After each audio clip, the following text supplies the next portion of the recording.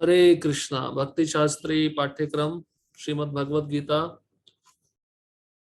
कल हमने अध्याय क्रमांक 8 समाप्त किया, जिसके अंतिम सत्र में भगवान ब्रह्मा जी का एक दिन का आयु बताते हैं मानवीय गणना के अनुसार, जो 1000 चतुर्युग के बराबर होता है। जब 4 युग सत्य युग, त्रेता युग, द्वापर युग, कल युग 1000 बार बीतते हैं, तब ब्रह्मा जी का 12 घंटा होता है। और उतनी अवधि की ब्रह्मा जी की रात्रि भी होती है। इस तरह से ब्रह्मा जी 100 वर्ष तक जीवित रहते हैं। और भगवान कहते हैं भौतिक जगत कैसा है, कभी व्यक्त होता है, कभी अव्यक्त होता है। भूत्वा भूत्वा प्रलीयते। व्यक्त मतलब कभी दिखता है, और जब प्रलय होता है तो इसका नाश हो जाता है, अव्यक्त अवस्था में चला जाता है। भगवान कहते हैं भौतिक जगत व्यक्त अव्यक्त होता रहता है, लेकिन मेरा जो धाम है वह शाश्वत है। वो इस भौतिक जगत से परे है। वह अव्यक्त प्रकृति है, शाश्वत है, सर्वोच्च है, अविनाशी है और भौतिक पदार्थों से परे है। जब इस संसार का सब कुछ विनष्ट हो जाता है, भगवान का वह धाम यथा रूप में बना रहता है। अव्यक्तो अक्षर इत्युक्तस् तमाहु परमाम गतिम। तो साधु लोग, भक्तगण जिसे अप्रकट और अविनाशी बताते हैं, वही परम गंतव्य स्थान है, परमाम गतिम। और वहां पर जाने पर कोई भी जीव वापस नहीं आता। भगवान कहते हैं कि वह मेरा परम धाम है। और उस धाम को कैसे प्राप्त किया जाता है? भगवान कहते हैं अनन्य भक्ति के द्वारा। पुरुषा सपरः पार्थ भक्त्या लभ्यस्त्वनन्या। अनन्य भक्ति के द्वारा मेरे उस गोलोक धाम को प्राप्त किया जाता है। इसके पश्चात भगवान 2 प्रकार के मार्ग बताते हैं। जो योगी लोग होते हैं, शरीर त्यागते हैं, तो एक प्रकाश का मार्ग है और एक अंधकार का मार्ग है। प्रकाश का मार्ग कैसा है? जिसमें योगी शुभ क्षण में, अग्नि में, दिन के समय, शुक्ल पक्ष में और उत्तरायण में। और अंधकार का जो मार्ग है वह रात्रि में, धुएं में, कृष्ण पक्ष में और दक्षिणायन में। इस तरह से भगवान 2 प्रकार के मार्ग बताते हैं, जिसमें योगी अपना शरीर त्याग करता है। जो प्रकाश का मार्ग है उसमें वह वापस जाकर, वहां पे भगवान के धाम जाकर वापस नहीं आता। और जो अंधकार का मार्ग है वह शरीर त्यागता है और उसको वापस आना पड़ता है, उसका पुनर्जन्म होता है। और अंत में भगवान कहते हैं भक्तों को इसकी चिंता नहीं करनी चाहिए। भक्त को यह चिंता नहीं करनी चाहिए कि प्रकाश के मार्ग से मैं वापस आऊंगा या नहीं आऊंगा, अंधकार के मार्ग से गया तो मैं वापस आऊंगा या नहीं आऊंगा। तो भक्ति योग की सर्वोच्च स्थिति भगवान बता रहे हैं। मुझे क्या चाहिए?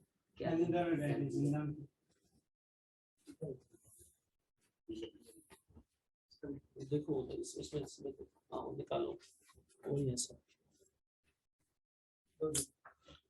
तो आज हम अध्याय क्रमांक 9 प्रारंभ कर रहे हैं, जिसका शीर्षक है परम गुह्य ज्ञान। इस अध्याय में लगभग 34 श्लोक हैं और उसके 4 विभाग किए गए हैं।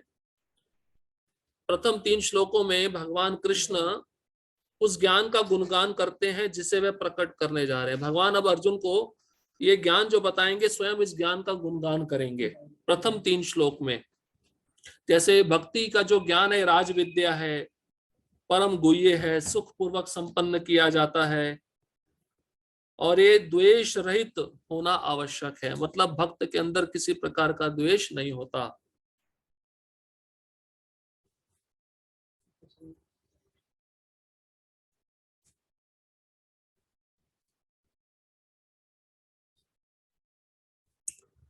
चौथे श्लोक से 10वें श्लोक तक ऐश्वर्य ज्ञान, कृष्ण का इस जगत से संबंध, कृष्ण का इस जगत से क्या संबंध है, भगवान उसके विषय में बताते हैं।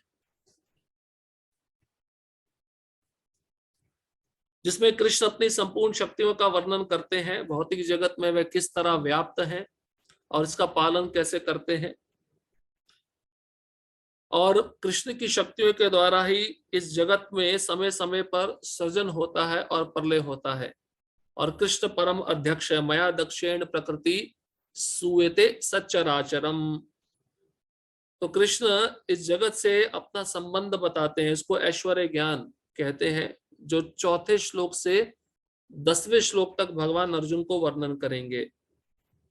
इसके पश्चात 11वें श्लोक से 25वें श्लोक तक भगवान कृष्ण के विभिन्न उपासक, कौन कौन से अलग अलग उपासक हैं जो भगवान कृष्ण की आराधना करते हैं। 3 प्रकार के आराधक हैं। एक जो विश्व रूप की उपासना करता है, दूसरा जो देवताओं के रूप में भगवान को पूजता है, जिसको प्रतीकोपासना कहते हैं, और तीसरा जो अपने को भगवान मानकर पूजता है। तो इन 3 प्रकार के उपासकों का भगवान वर्णन करेंगे 11वें श्लोक से 25वें श्लोक तक। और अंतिम जो विभाग है इस अध्याय का 26वें श्लोक से 34वें श्लोक तक भगवान भक्ति की महिमा का वर्णन करेंगे कि भक्ति बहुत सरल है और प्रेम और भाव के साथ कोई भी वस्तु भगवान को अर्पित की जानी चाहिए। और सब कुछ अर्पित करते हुए जब भक्त ऐसा कार्य करता है तो वह बंधन से मुक्त हो जाता है। और कृष्ण सभी के लिए समान है, लेकिन भक्त के प्रति वह विशेष रुचि दिखाते हैं। और अंत में भगवान कहेंगे कि निम्न कुल में जन्मा व्यक्ति भी मुझे प्राप्त कर सकता है। तो जो भक्त है उनके विषय में क्या कहा जाए। तो इस अध्याय का शीर्षक है परम गुह्य ज्ञान।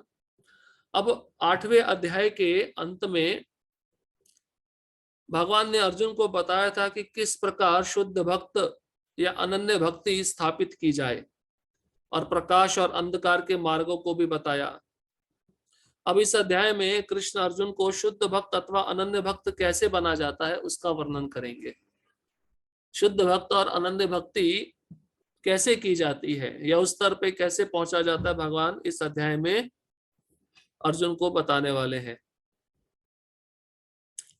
देखिए, एक गुह्य ज्ञान होता है, एक गुह्यतर ज्ञान होता है और एक गुह्यतम ज्ञान होता है। 3 प्रकार के ज्ञान है। गुह्य ज्ञान है पदार्थ और आत्मा का अंतर। अब पदार्थ मतलब शरीर, शरीर और आत्मा के अंतर को जो जान लेता है वह गुह्य ज्ञान प्राप्त कर लेता है। और उससे श्रेष्ठ ज्ञान होता है भक्ति का ज्ञान, जिसको गुह्यतर कहते हैं, गुह्यतर।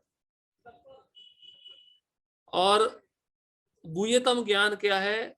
केवल भक्ति का ज्ञान, केवल और केवल भक्ति का ज्ञान, शुद्ध भक्ति, जो स्वयं भगवान इस अध्याय में वर्णन करने वाले हैं। तो गुह्य ज्ञान था अध्याय 2 से लेकर 6 तक, जिसमें भगवान शरीर और आत्मा का अंतर बताए।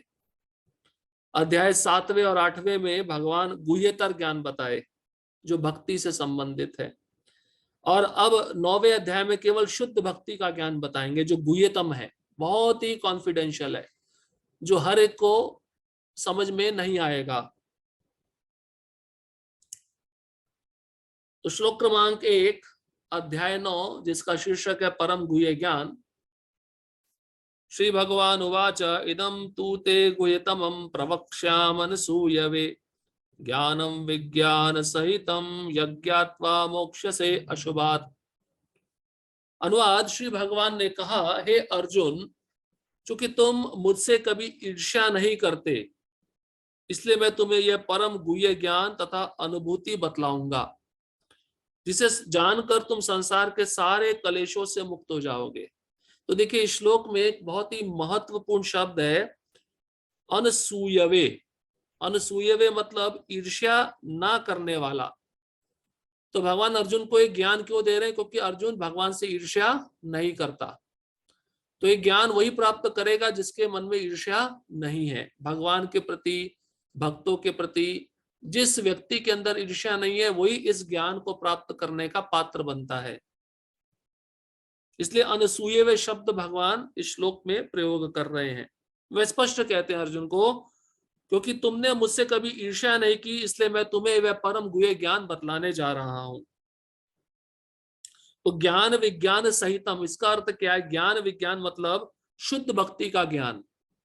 जैसे कृष्ण के बारे में श्रवण करना, कीर्तन करना, स्मरण करना, सेवनम करना, इसको शुद्ध भक्ति का ज्ञान कहते हैं, जिसकी परिणति भगवान कहते हैं मेरे प्रत्यक्ष साक्षात्कार में होती है।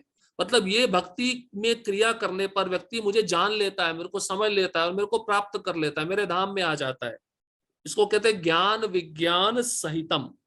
एक होता है ज्ञान, एक होता है विज्ञान। ज्ञान होता है जो किताबी ग्रंथ को पढ़ के हम प्राप्त करते हैं या सुन के प्राप्त करते हैं। लेकिन विज्ञान क्या है, जब सुनने वाला ज्ञान हम अपने जीवन में उतारते हैं तो वह विज्ञान बन जाता है, वो हमें साक्षात्कार करने में मदद दिलाता है।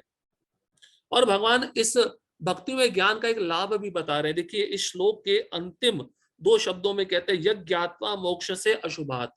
मतलब ये भक्ति का ज्ञान जब तुम प्राप्त करोगे अर्जुन, तुम सारे कलेशों से मुक्त हो जाओगे। मतलब तुम्हारे जीवन में जो भी क्लेश है, जो भी दुख है, ये भक्ति में ज्ञान तो इससे तुम्हें मुक्त कर देगी। तो भगवान वे परम गुह्य ज्ञान भी बता रहे हैं, और कौन सुनने का पात्र है उसके विषय में भी बता रहे हैं, और इस भक्ति में ज्ञान को प्राप्त करने पर क्या लाभ मिलता है इसके विषय में भी बता रहे हैं। तात्पर्य, जो जो भक्त भगवान के विषयों में अधिक अधिक सुनता है त्यों त्यों वह आत्म प्रकाशित होता जाता है। यह श्रवण विधि श्रीमद् भागवत में इस प्रकार अनुमोदित है। भगवान के संदेश व्यक्तियों शक्तियों से पूरित होते हैं, जिनकी अनुभूति तभी होती है जब भक्त जन भगवान संबंधी कथाओं की परस्पर चर्चा करते हैं। इसे मनोधर्मियों या विद्यालयीन विद्वानों के सानिध्य से नहीं प्राप्त किया जा सकता, क्योंकि ये अनुभूत ज्ञान विज्ञान है। प्रभुपाद जी कहते हैं जो श्रवणम भक्ति है उसका वर्णन भगवान स्वयं करते हैं। और कैसे करते हैं ये श्रवणम भक्ति कैसे प्राप्त होती है? भक्तों के संग में आकर भगवान के विषय में चर्चा करके। और ये जो श्रवणम भक्ति है ये किसी विद्यालय या किसी मनोधर्मी के पास जाके नहीं सीखी जा सकती, केवल भक्त के पास जाकर ही श्रवणम विधि की भक्ति को सीखा जा सकता है। और ये अनुभूत ज्ञान है, मतलब साक्षात्कार कराने वाला ज्ञान है। जैसे नारद मुनि जब दासी के पुत्र थे व्यासदेव को अपने पूर्व जन्म की कथा सुना रहे थे, उनके गांव में कुछ भक्त आए जिनका नाम था भक्ति वेदांती। तो उन भक्तों के संग में रहकर वे कहते हैं कि मैं उनकी सेवा करता था और उनके मुख से कथा को सुनता था।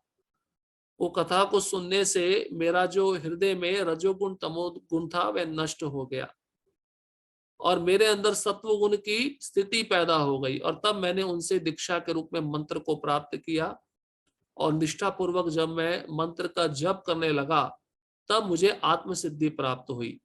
नारद मुनि अपना अनुभव स्वयं व्यासदेव को बताते हुए कहते हैं कि मेरे को भी सिद्धि प्राप्त हुई भक्तों के संग के द्वारा।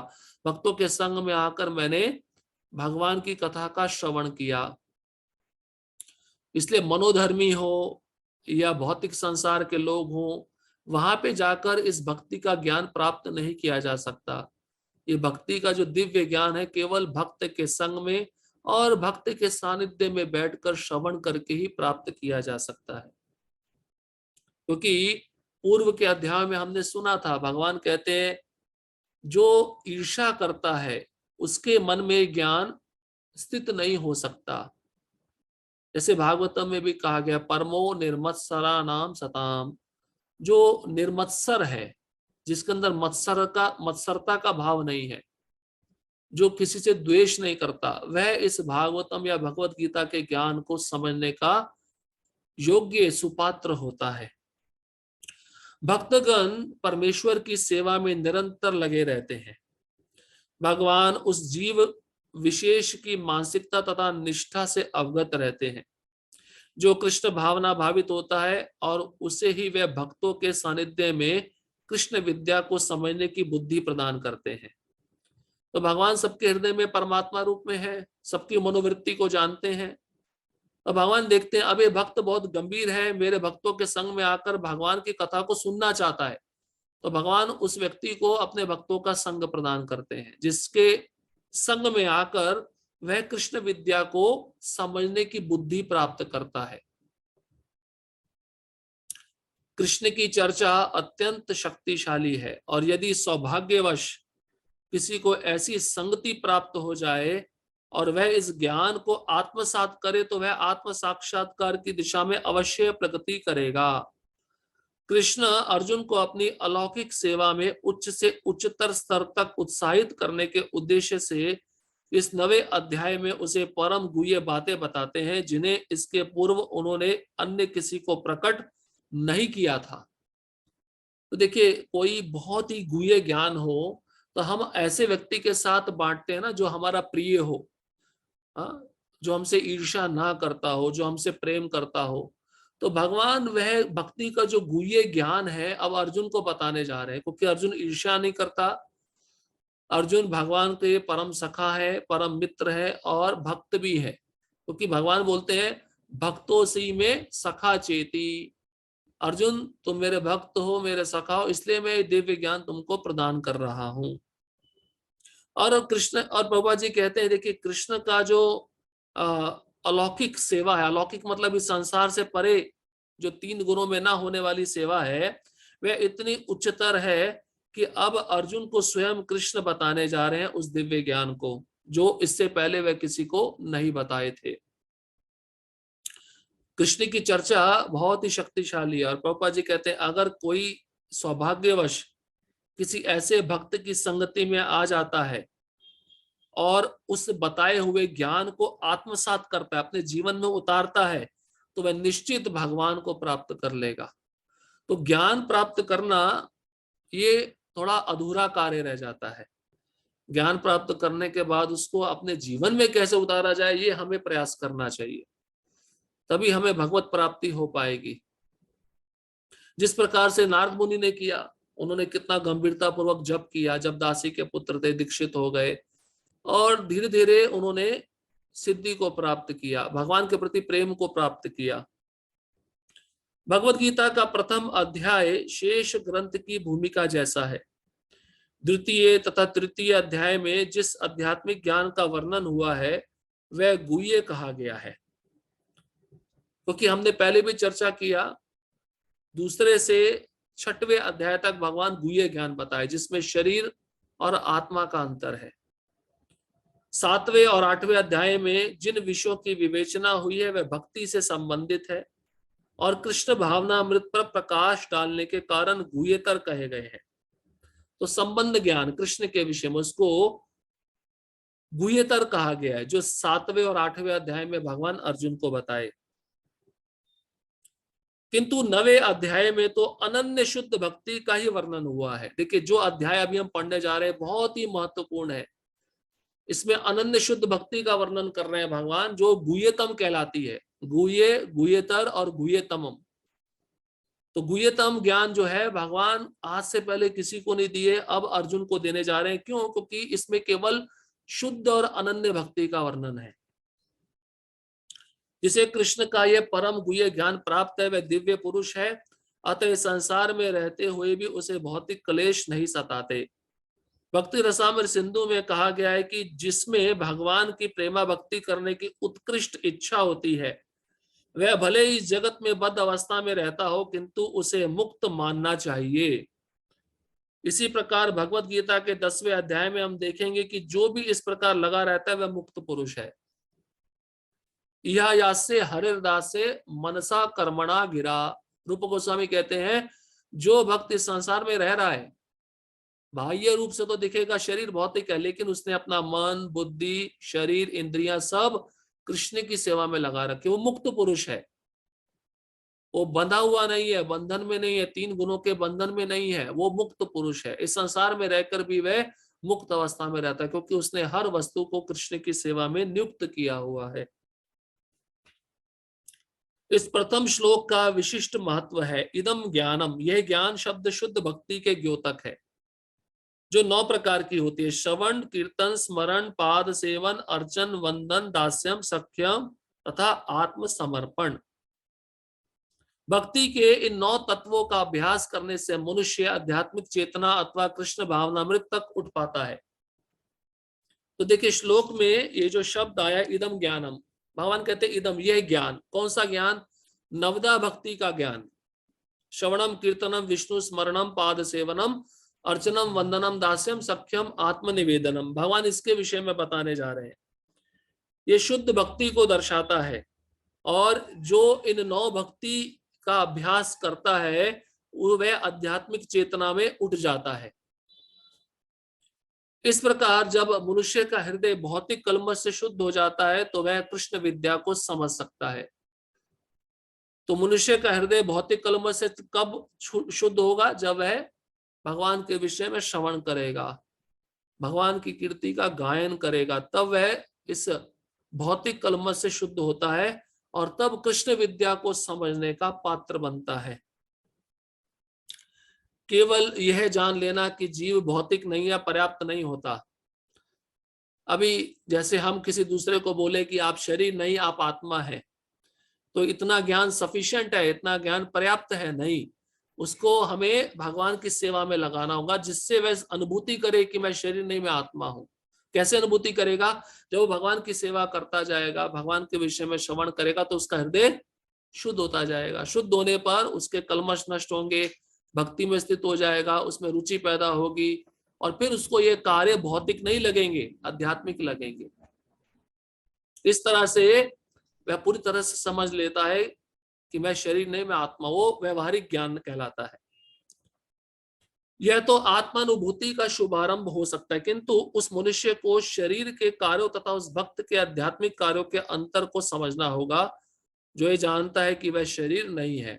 तो प्रभुपाद जी एक कर्मी और भक्त दोनों में अंतर बता रहे हैं। कर्मी जो अपने को शरीर मानता है और भक्त अपने को शरीर नहीं मानता, लेकिन दोनों ही हर वस्तु का उपयोग अलग अलग तरीके से करते हैं। जैसे कर्मी हर वस्तु का उपयोग अपने भोग के लिए करता है और भक्त भगवान के सेवा के लिए करता है। 7वें अध्याय में भगवान की ऐश्वर्यमयी शक्ति, उनकी विभिन्न शक्तियों परा तथा अपरा तथा इस भौतिक जगत का वर्णन किया जा चुका है। अब 9वें अध्याय में भगवान की महिमा का वर्णन किया जाएगा। इस श्लोक का अनसूयवे शब्द भी अत्यंत महत्वपूर्ण है। सामान्यतः बड़े से बड़े विद्वान भाष्यकार भी भगवान कृष्ण से ईर्ष्या करते हैं। यहाँ तक कि बहुश्रुत विद्वान भी भगवत गीता के विषय में अशुद्ध व्याख्या करते हैं। चूंकि वे कृष्ण के प्रति ईर्ष्या रखते हैं, उनकी टीकाएं व्यर्थ होती हैं। केवल कृष्ण भक्तों द्वारा की गई टीकाएं ही प्रामाणिक है। कोई भी ऐसा व्यक्ति जो कृष्ण के प्रति ईर्ष्यालु है, ना तो भगवत गीता की व्याख्या कर सकता है, न पूर्ण ज्ञान प्रदान कर सकता है। जो व्यक्ति कृष्ण को जाने बिना उनके चरित्र की आलोचना करता है वह मूर्ख है। अतः ऐसी टीकाओं से सावधान रहना चाहिए। जो व्यक्ति ये समझते हैं कि कृष्ण भगवान है और शुद्ध तथा दिव्य पुरुष है, उनके लिए यह अध्याय लाभप्रद होंगे। अनसूयवे, अनसूय मतलब जो ईर्ष्या नहीं करता। अब ऐसे व्यक्ति से ही हमें सुनना चाहिए, उनकी टीका पढ़नी चाहिए, जो भगवान कृष्ण को परम पुरुष के रूप में जानता है, उनको भगवान मानता है। उनके द्वारा पढ़ी गई टीकाएं हमें भक्ति में लाभ पहुंचा सकती हैं। ऐसे लोगों की टीकाएं हमें नहीं पढ़नी चाहिए जो कृष्ण को भगवान नहीं मानते और कृष्ण से ईर्ष्या करते हैं। तो प्रभुपाद जी कहते हैं ऐसे बहुत सारे विद्वान मिलेंगे, तथाकथित विद्वान, जो कृष्ण के बारे में लिखते तो है लेकिन कृष्ण को भगवान के रूप में स्वीकार नहीं करते। तो इस प्रकार के लोगों से हमें बचना है, उनका संग बिल्कुल भी नहीं लेना है। अब दूसरा जो श्लोक है उसमें भगवान ये जो शुद्ध भक्ति का जो ज्ञान है उसके 8 लक्षण बता रहे हैं। 8 लक्षण शुद्ध भक्ति के ज्ञान के कृष्ण अर्जुन को कहते हैं कि ये किस तरह से श्रेष्ठ है, किस तरह से संपन्न की जाती है। बहुत ही सुखपूर्वक है, इसमें किसी प्रकार का कोई कष्ट नहीं है। एक तरह से भगवान वो भक्ति की महिमा का 8 लक्षण बता रहे हैं। श्लोक क्रमांक 2, राजविद्या राजगुह्यम पवित्रम इदमुत्तमम प्रत्यक्षावगमम धर्म्यम सुसुखम कर्तुम अव्ययम। देखिए एक एक शब्द पे जाएंगे। पहला है राजविद्या। ये भक्ति कैसी है? सभी विद्याओं का राजा है, सभी विद्याओं का राजा है। आपने भक्ति को समझ लिया और भगवान की नवदा भक्ति में लगे हैं तो किसी भी प्रकार का कोई भी ज्ञान प्राप्त करने की आपको आवश्यकता नहीं है। इसलिए इसको राज विद्या कहा है। इंग्लिश में कहते हैं किंग ऑफ ऑल नॉलेज, सभी विद्याओं का राजा ये शुद्ध भक्ति है, नवदा भक्ति। और सभी दर्शन शास्त्रों का सार है, सब वेदों का सार है, सब उपनिषदों का सार ये भक्ति है। इसलिए कृष्ण अर्जुन को कहते हैं राज विद्या। राज मतलब राजा, विद्या मतलब सभी विद्याओं का। ये जो भक्ति का ज्ञान है सभी विद्याओं का राजा है। फिर कहते हैं राजगुह्यम। राजगुह्यम मतलब सभी रहस्यों का राजा है। ये हर एक कोई नहीं कर सकता, इसलिए बहुत गुह्य है, रहस्यमय है। इसलिए आप जाइए, प्रचार करिए और बोलिए किसी को एक माला जप करने को। पूरी तरह से भौतिकतावादी व्यक्ति है, उस वह उत्तर देगा मेरे पास समय नहीं है। इसको कहते हैं रहस्यमय, ये हर एक नहीं कर सकता। जिसपे भक्तों की कृपा होती है, जिसपे भगवान की कृपा होती है, वही इस भक्ति को स्वीकार करते हैं। इसलिए कहते हैं राजगुह्यम। गुह्यम मतलब बहुत गुप्त है, हर एक कोई व्यक्ति नहीं कर सकता। इसलिए कृष्ण क्या कहते हैं, मनुष्या नाम सहस्त्रेषु कश्चित् ददति सिद्धये यतताम अपि सिद्धा नाम कश्चिन् मे प्रिय तत्वता। अब कृष्ण कहते हैं हजार में से कोई एक मुझे जानने का प्रयत्न करता है। इसका मतलब क्या है, राजगुह्यम, ये बहुत गुह्य है। और फिर कहते हैं पवित्रम इदम, ये परम पवित्र है, परम शुद्ध है और भौतिक कलमश से शुद्ध करती है। आप माला करने बैठते हो, ध्यान पूर्वक माला करने लगते हो तो कोई भौतिक विचार मन में नहीं आता, इसका मतलब हृदय शुद्ध हो रहा है। जो हमारे पूर्व संस्कार है, हमारी पूर्व वासनाएं हैं जो हमको सताती रहती हैं, तो वह धीरे धीरे कम होने लगती हैं और एक स्तर ऐसा आता है वो नष्ट भी हो जाती हैं। अगर वह भक्त भक्ति में पूरी तरह से समर्पित है, गंभीर है। इसलिए भक्ति क्या है, परम पवित्र है, शुद्ध करने वाली है, सभी भौतिक कलमशों का नाश करने वाली है। इसलिए इसको पवित्रम शब्द से संबोधित भगवान कर रहे हैं, ये पवित्र है। फिर कहते हैं उत्तमम, ये चौथा शब्द है उत्तमम। उत्तमम मतलब ये जो भक्ति है ये इस जगत के अज्ञान और अंधकार से परे है। भक्ति मतलब सूर्य और माया मतलब अंधकार। तो जहां सूर्य का प्रकाश होता है वहां पे अंधकार नहीं रह सकता।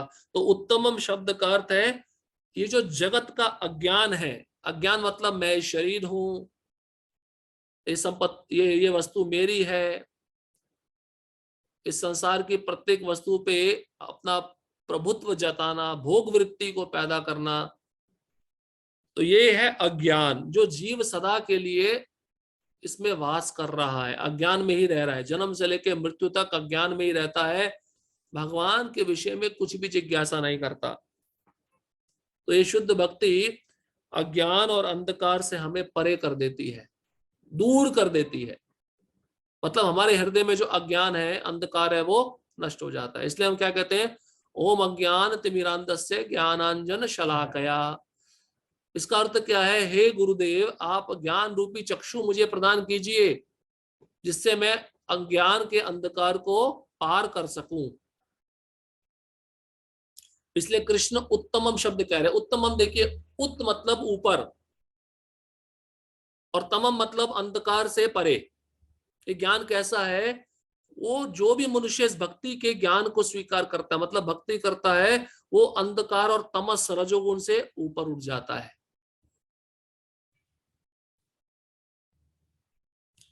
फिर पांचवा लक्षण बताते हैं कृष्ण अर्जुन को, प्रत्यक्षावागमम।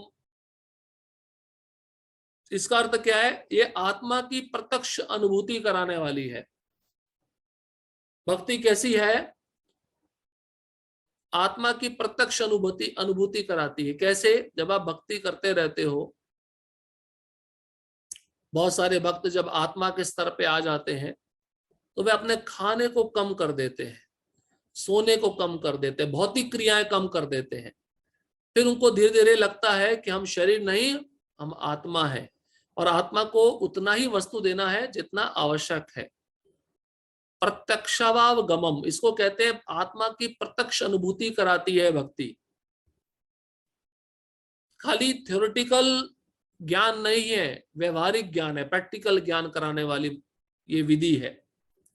इसलिए प्रत्यक्ष अनुभव कराती है। उस भक्त को अनुभव हो जाता है कि मैं शरीर नहीं, मैं आत्मा हूं। जैसे श्रील प्रभुपाद जी अपने अंतिम समय में जब शरीर छोड़ रहे थे, तो प्रभुपाद जी ने अपने शिष्यों को कहा कि केवल चरणामृत की 3 बूंदे और हरिनाम, बस मुझे ये दीजिए, मुझे किसी भी प्रकार का अन्न आहार नहीं चाहिए। क्योंकि प्रभुपाद जी पूरा जीवन भर, पूरे अपने जीवन काल में उन्होंने अपना पूरा जीवन इसी एकाग्रता पे लगाया कि मैं शरीर नहीं, मैं आत्मा हूं। और उनको ये सिद्धि भक्ति के द्वारा ही प्राप्त हुई। और देखिए, प्रभुपाद जी बहुत कम सोते थे और ज्यादा समय जगकर भगवान कृष्ण की सेवा में लगे रहते थे। तो आत्मा की अनुभूति इसी के द्वारा होती है। भक्त की जो भौतिक क्रियाएं होती, जैसे प्रसाद ग्रहण करना, विश्राम करना, इसको वह कम करता जाता है और इतना कम कर देता है कि उसको पूरी अनुभूति होने लगती है कि मैं शरीर नहीं, मैं आत्मा हूं। उसकी सारी भौतिक इच्छाएं भी नष्ट होने लगती हैं। तो ये भक्ति का ज्ञान कैसा है? आत्मा की प्रत्यक्ष अनुभूति कराता है। छठवां लक्षण है धर्मयम। धर्म की पूर्णता अर्थात परमेश्वर की सेवा। तो भक्ति क्या है? भगवान की सेवा। इसी को जीव का परम धर्म कहते हैं। भगवान एक प्रकार से अर्जुन को कह रहे हैं कि जो भक्ति है मेरी, वही जीव का परम धर्म है। धर्मयम इस शब्द को सूचित करता है। जो व्यक्ति भगवान की सेवा कर रहा है वो धर्म की पूर्णता को प्राप्त हो चुका है। उसको किसी प्रकार का और कुछ कार्य करने की आवश्यकता नहीं है। जैसे तपस्या करना, तीर्थों का भ्रमण करना, वेदों का अध्ययन करना, ये सब करने की जरूरत भक्त को नहीं होती। जो भक्त भगवान की सेवा में प्रत्यक्ष रूप से लगा हुआ है, वो धर्मयम शब्द बताता है। इसका मतलब है धर्म की पूर्णता। धर्मम तो साक्षात भगवत प्रणीतम, भागवतम में भी वर्णन हुआ है। धर्म क्या है? जो भगवान के उपदेश है वही धर्म है। और भगवान का उपदेश क्या है? सर्वधर्मान परित्यज्य मामेकम शरणम व्रजा। यही सबसे बड़ा धर्म है जीव का। सब धर्मों को छोड़कर केवल कृष्ण को शरणागत होना और उनकी सेवा करना, इसको कहते हैं धर्मयम। अगला शब्द है सुसुखुम कर्तुम। सुसुखुम मतलब भक्ति बहुत सरल है और सुखपूर्वक की जाती है। सरल है या नहीं है? इतनी सरल है कि भक्त सुनते सुनते सो जाते हैं और प्रसाद जब आता तो जाग जाते हैं। इतनी सरल है। तो कोई आपको कहता है कि आप कथा में सोए थे, आपको प्रसाद नहीं मिलेगा? कोई भक्त नहीं कहता है।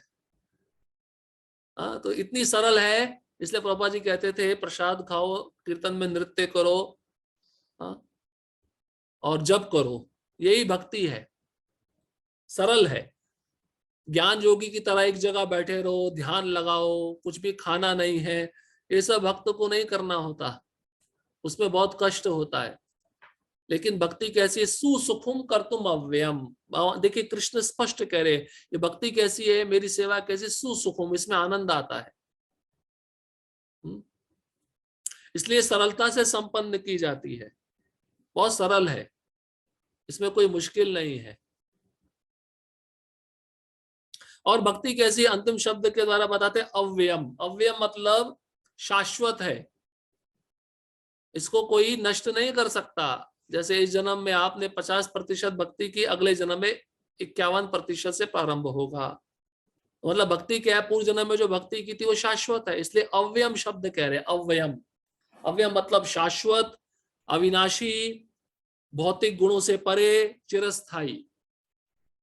भक्ति कैसी है? अव्ययम मतलब भौतिक गुणों से परे है। भौतिक जगत में 3 प्रकार के गुण है, सत्वगुण, रजोगुण, तमोगुण। भक्ति इन तीनों से परे है। और चिरस्थायी, चिरस्थायी मतलब स्थित रहने वाली है, इसका कोई नाश नहीं कर सकता। और शाश्वत, इसको कहते हैं अव्ययम। ये 8 शुद्ध भक्ति का लक्षण बताए भगवान अर्जुन को। अब प्रभुपाद जी के तात्पर्य पे आते हैं। ये तात्पर्य बहुत ही लंबा है, थोड़ा थोड़ा करके इसको समझने का प्रयत्न करेंगे। ये ज्ञान सब विद्याओं का राजा है, जो समस्त रहस्यों में सर्वाधिक गोपनीय है। ये परम शुद्ध है और चूंकि यह आत्मा की प्रत्यक्ष अनुभूति कराने वाला है, अतः यह धर्म का सिद्धांत है, यह अविनाशी है और अत्यंत सुखपूर्वक संपन्न किया जाता है। तो इसका व्याख्या हमने कर दिया थोड़ी देर पहले, अब तात्पर्य में आते हैं। भगवत गीता का यह अध्याय विद्याओं का राजा राजविद्या कहलाता है, क्योंकि यह पूर्ववर्ती व्याख्यायित समस्त सिद्धांत एवं दर्शनों का सार है। भारत के प्रमुख दार्शनिक गौतम, कणाद, कपिल, याज्ञवल्क्य, शांडिल्य तथा वैश्वानर है।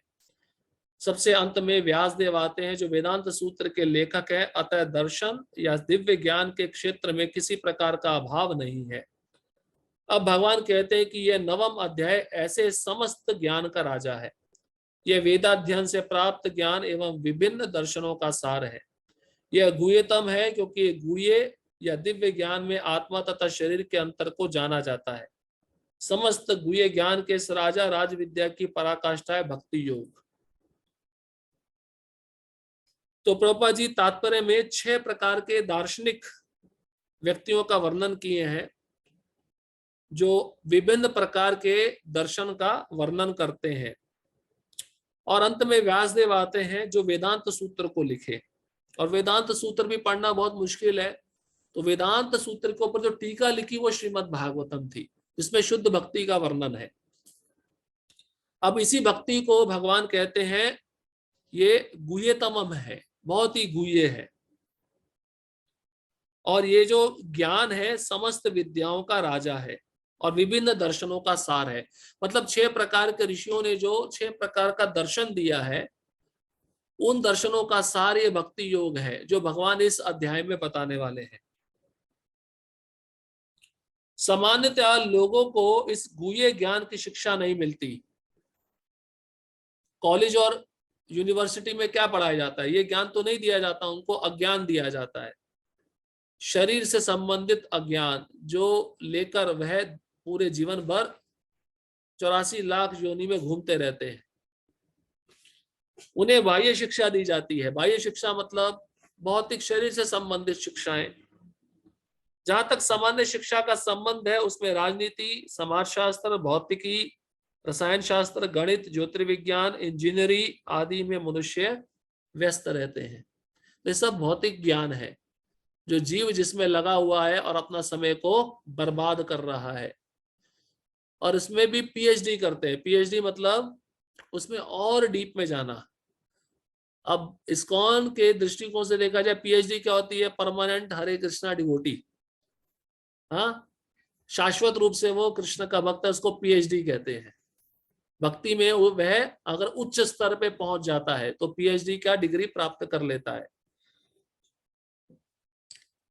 इसलिए सारा संसार इसी शिक्षा में लगा है। राजनीति की शिक्षा, किसी को नेता बनना है, पॉलिटिक्स में जाना है, किसी को समाज सेवा करना है, किसी को रसायन शास्त्र, किसी को केमिकल जो रसायन होते हैं, एक केमिकल को मिला के दूसरे केमिकल में क्या बनता है इसको जानना है। गणित, कोई आर्यभट्टा बनना चाहता है, गणितज्ञ बनना चाहता है। कोई ज्योतिर्विज्ञान, ज्योतिषी होते हैं, हाथ की रेखाओं को देखते हैं, देखने से बता देते हैं भविष्य क्या, कोई उसमें निपुण होना चाहता है। कोई इंजीनियर, कोई डॉक्टर बनना चाहता है। ये सब भौतिक ज्ञान है और इन भौतिक ज्ञान का संबंध केवल शरीर के साथ है। लेकिन राज विद्या, ये भक्ति का ज्ञान शरीर के साथ नहीं, आत्मा के साथ है। अब भगवान उस ज्ञान का वर्णन करने जा रहे हैं। विश्व भर में ज्ञान के अनेक विभाग हैं और अनेक बड़े बड़े विश्वविद्यालय हैं, किंतु दुर्भाग्यवश कोई ऐसा विश्वविद्यालय या शैक्षिक संस्थान नहीं है जहां आत्मविद्या की शिक्षा दी जाती हो। फिर भी आत्मा शरीर का सबसे महत्वपूर्ण अंग है। आत्मा के बिना शरीर महत्वहीन है।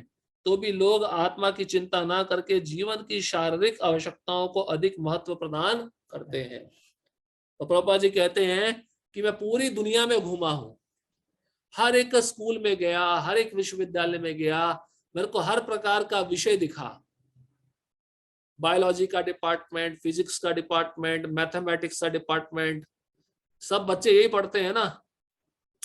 लेकिन आत्मा का डिपार्टमेंट मुझे कहीं दिखा नहीं।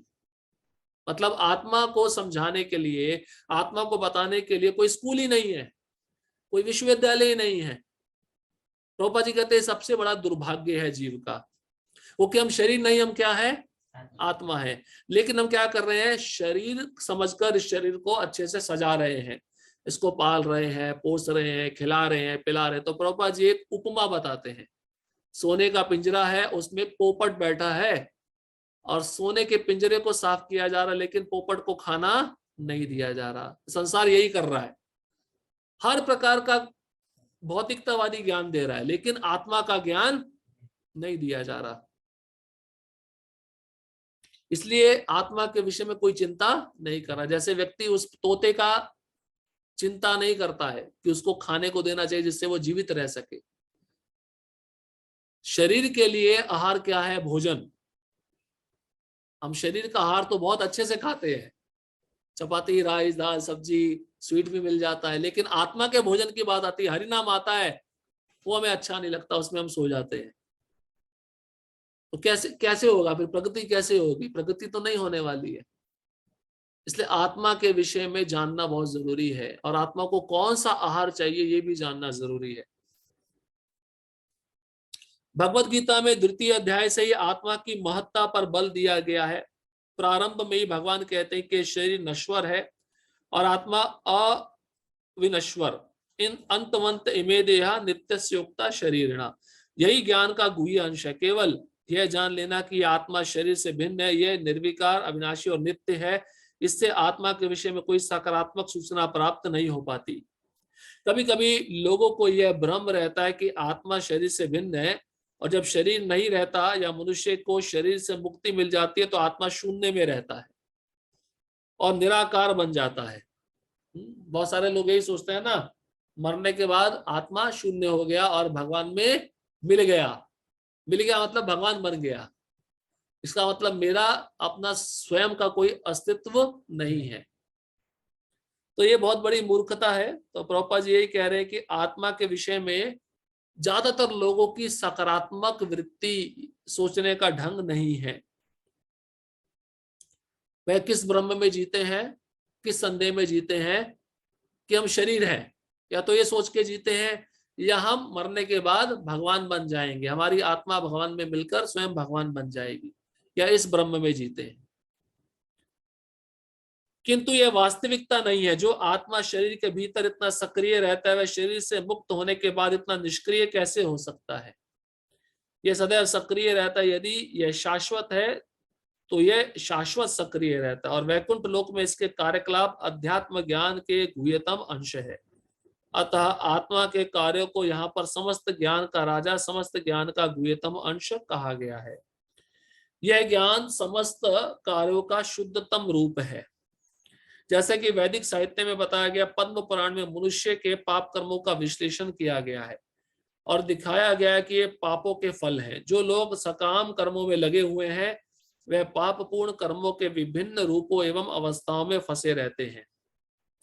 उदाहरणार्थ, जब बीज बोया जाता है तो तुरंत वृक्ष नहीं तैयार होता, इसमें कुछ समय लगता है। पहले एक छोटा सा अंकुर रहता है, फिर यह वृक्ष का रूप धारण करता है, तब इसमें फूल आते हैं, फल लगते हैं, और तब बीज बोने वाले व्यक्ति फूल तथा फल का उपभोग कर सकते हैं। इसी प्रकार जब कोई मनुष्य पाप कर्म करता है तो बीज की ही भांति इसके भी फल मिलने में समय लगता है। इसमें भी कई अवस्थाएं होती हैं। भले ही व्यक्ति में पाप कर्मों का उदय होना बंद हो चुका हो, किंतु किए गए पाप कर्म का फल तब भी मिलता रहता है। तो इसको समझना कोई मुश्किल नहीं है। जैसे एक छोटे से बीज के द्वारा पूरा वृक्ष का रोपण होता है, उस वृक्ष में फल लगते हैं, फूल लगते हैं। उसी प्रकार से जब कोई पाप कर्म करता है उसका फल मिलने में समय लगता है, क्योंकि कुछ स्तर हैं। हमने भक्ति रसामृत सिंधु में इस पे सुना था, कूटम, बीजम, प्रारब्ध, अप्रारब्ध, ये स्तर होते हैं। जब कोई व्यक्ति पाप करता है तो फल मिलने में समय लगता है। जैसे कोई व्यक्ति बीज बोता है, वृक्ष बनने में समय लगता है, और वृक्ष से फल फूल प्राप्त करने में समय लगता है। कुछ पाप तब भी बीज रूप में बचे रहते हैं, कुछ फलीभूत हो चुके होते हैं, जिन्हें हम दुख तथा वेदना के रूप में अनुभव करते हैं। जैसा कि 7वें अध्याय के 28वें श्लोक में बताया गया, जो व्यक्ति समस्त पाप कर्मों के फलों का अंत करके भौतिक जगत के द्वंद्वों से मुक्त हो जाता है, वह भगवान कृष्ण की भक्ति में लग जाता है। दूसरे शब्दों में जो लोग भगवत भक्ति में लगे हुए हैं वह समस्त कर्म फलों बंधनों से पहले से मुक्त हुए रहते हैं। इस कथन की पुष्टि पद्म पुराण में हुई है। अप्रारब्ध फलम पापम कूटम बीजम फलोन्मुखम क्रमेणैव प्रलीयेता विष्णुर भक्ति रतात्मनाम। जो लोग भगवत भक्ति में रहते हैं उनके सारे पाप कर्म चाहे फलीभूत हो चुके हो, सामान्य हो या बीज रूप में हो, क्रमशः नष्ट हो जाते हैं।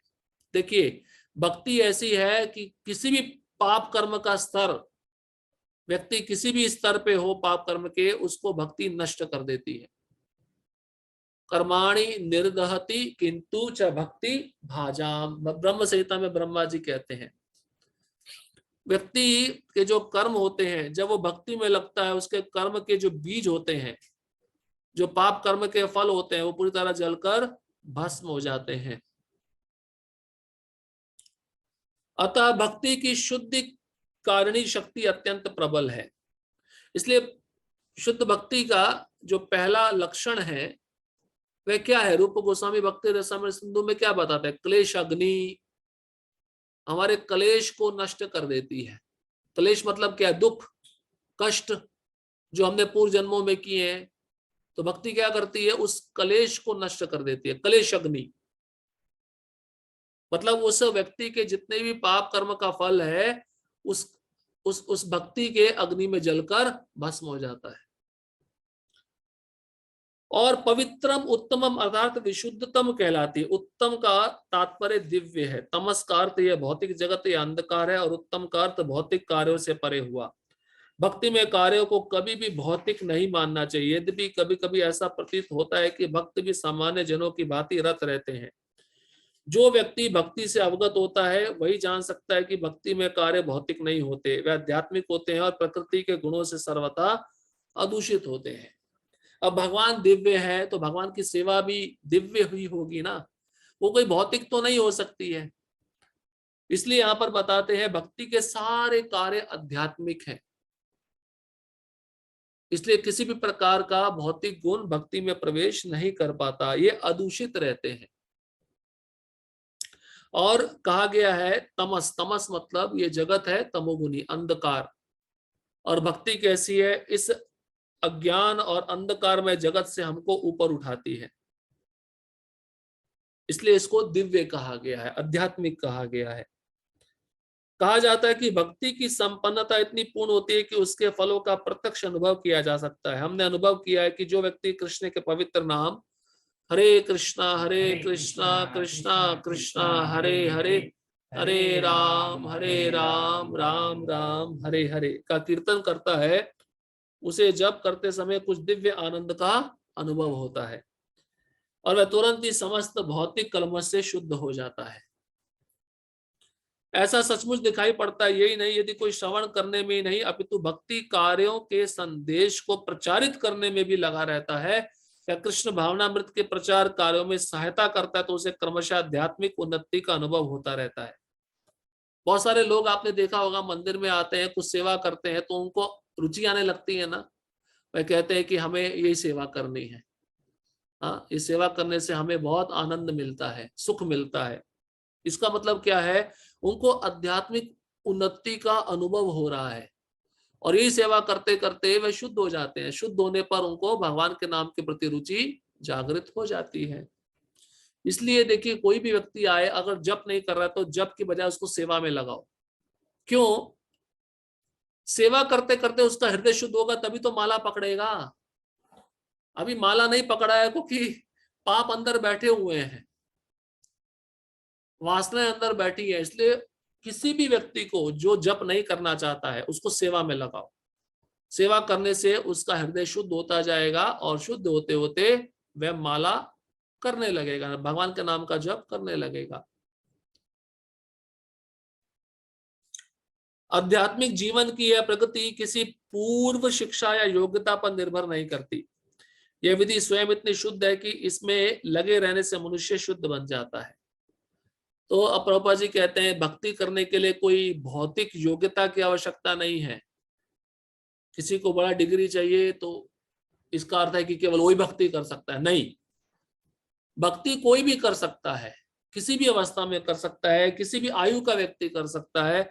इसके लिए कोई भी अवधि निश्चित नहीं की गई है, और इसको करने से व्यक्ति शुद्ध होता है, क्योंकि स्वयं भक्ति इतनी शुद्ध है, दिव्य है। अब देखिए प्रभुपाद जी उदाहरण बता रहे हैं, नारद मुनि का ही उदाहरण है, आगे आएगा श्लोक। वेदांत सूत्र में 3.2.26 में इसका वर्णन प्रकाशश्च कर्मण्यभ्यासात् के रूप में हुआ है, जिसका अर्थ है कि भक्ति इतनी समर्थ है कि भक्ति कार्यों में रत होने मात्र से बिना किसी संदेह के प्रकाश प्राप्त हो जाता है। कभी कभार भक्त पढ़ नहीं पाते, उनको पढ़ना नहीं आता, लेकिन भक्ति में सेवा करते हैं, भाव से सेवा करते हैं, तो देखिए उनको भी वह ज्ञान जो शास्त्रों में दिया है उनके हृदय में प्रकट हो जाता है। जैसे ध्रुव महाराज जब 5 वर्ष की आयु में थे, भगवान का दर्शन किए, तो उनकी इच्छा हुई कि मुझे भगवान का स्तुति करना है। तो भगवान परमात्मा रूप में उनके हृदय में भी थे, उन्होंने जान लिया। भगवान ने क्या किया, अपने शंख को ध्रुव महाराज के गाल से स्पर्श कराया। स्पर्श कराते ही ध्रुव महाराज के अंदर सारे उपनिषदों का ज्ञान, शास्त्रों का ज्ञान प्रकट हो गया। तो भक्ति ऐसी है, अगर कोई भी व्यक्ति भौतिक दृष्टि से पढ़ा लिखा नहीं है, निरक्षर है, हस्ताक्षर भी नहीं कर सकता, अगर वो भक्ति करेगा, भगवान की सेवा करेगा, तो वह इतना उच्च दिव्य ज्ञान प्राप्त कर लेगा जो एक महान भक्तों को भी प्राप्त नहीं हो पाता। भक्ति सिद्धांत सरस्वती ठाकुर के गुरु महाराज गौर किशोर दास बाबा जी महाराज, उनको अपना नाम भी लिखना नहीं आता था, पढ़े लिखे नहीं थे, और कहाँ बैठ के जप करते थे, शौचालय में। शौचालय में बैठ के जप करते थे, इतनी उच्च अवस्था में थी, उनको शौचालय में बैठ के भी उस नाम में रस आता था। अगर हम एसी के रूम में भी बैठ जाएंगे और जप करेंगे, हमको रस नहीं आने वाला। आप सोचिए, तो ये भक्ति की इतनी उच्च अवस्था थी कि निरक्षर होते हुए भी उनको किसी भी स्थान पे कोई भी दोष नहीं दिखता था। इसलिए यहाँ पे कहा गया है कि केवल भक्ति में लगने से ही सारे संदेह दूर हो जाते हैं और उसको दिव्य ज्ञान प्राप्त होता है। तो गजेंद्र ने कहीं पढ़ाई लिखाई की थी, जब उसने स्तुति किया, उसने पूर्व जन्म का स्तुति किया था, वो भक्ति उसकी बची हुई थी, नष्ट नहीं हुई थी, इसलिए अव्यम शब्द से भगवान संबोधित कर रहे हैं। जटायु है, उसने कोई भक्ति की थी, भगवान की सेवा की थी, सीता माता का रक्षण करने का प्रयत्न किया। बहुत सारे भक्त हैं जो मनुष्य शरीर में नहीं है, लेकिन उनको दिव्य अवस्था प्राप्त है। कारण, क्योंकि वह भगवान को पूरा समर्पित है, अनन्य भक्ति में लगे हैं, यही कारण है।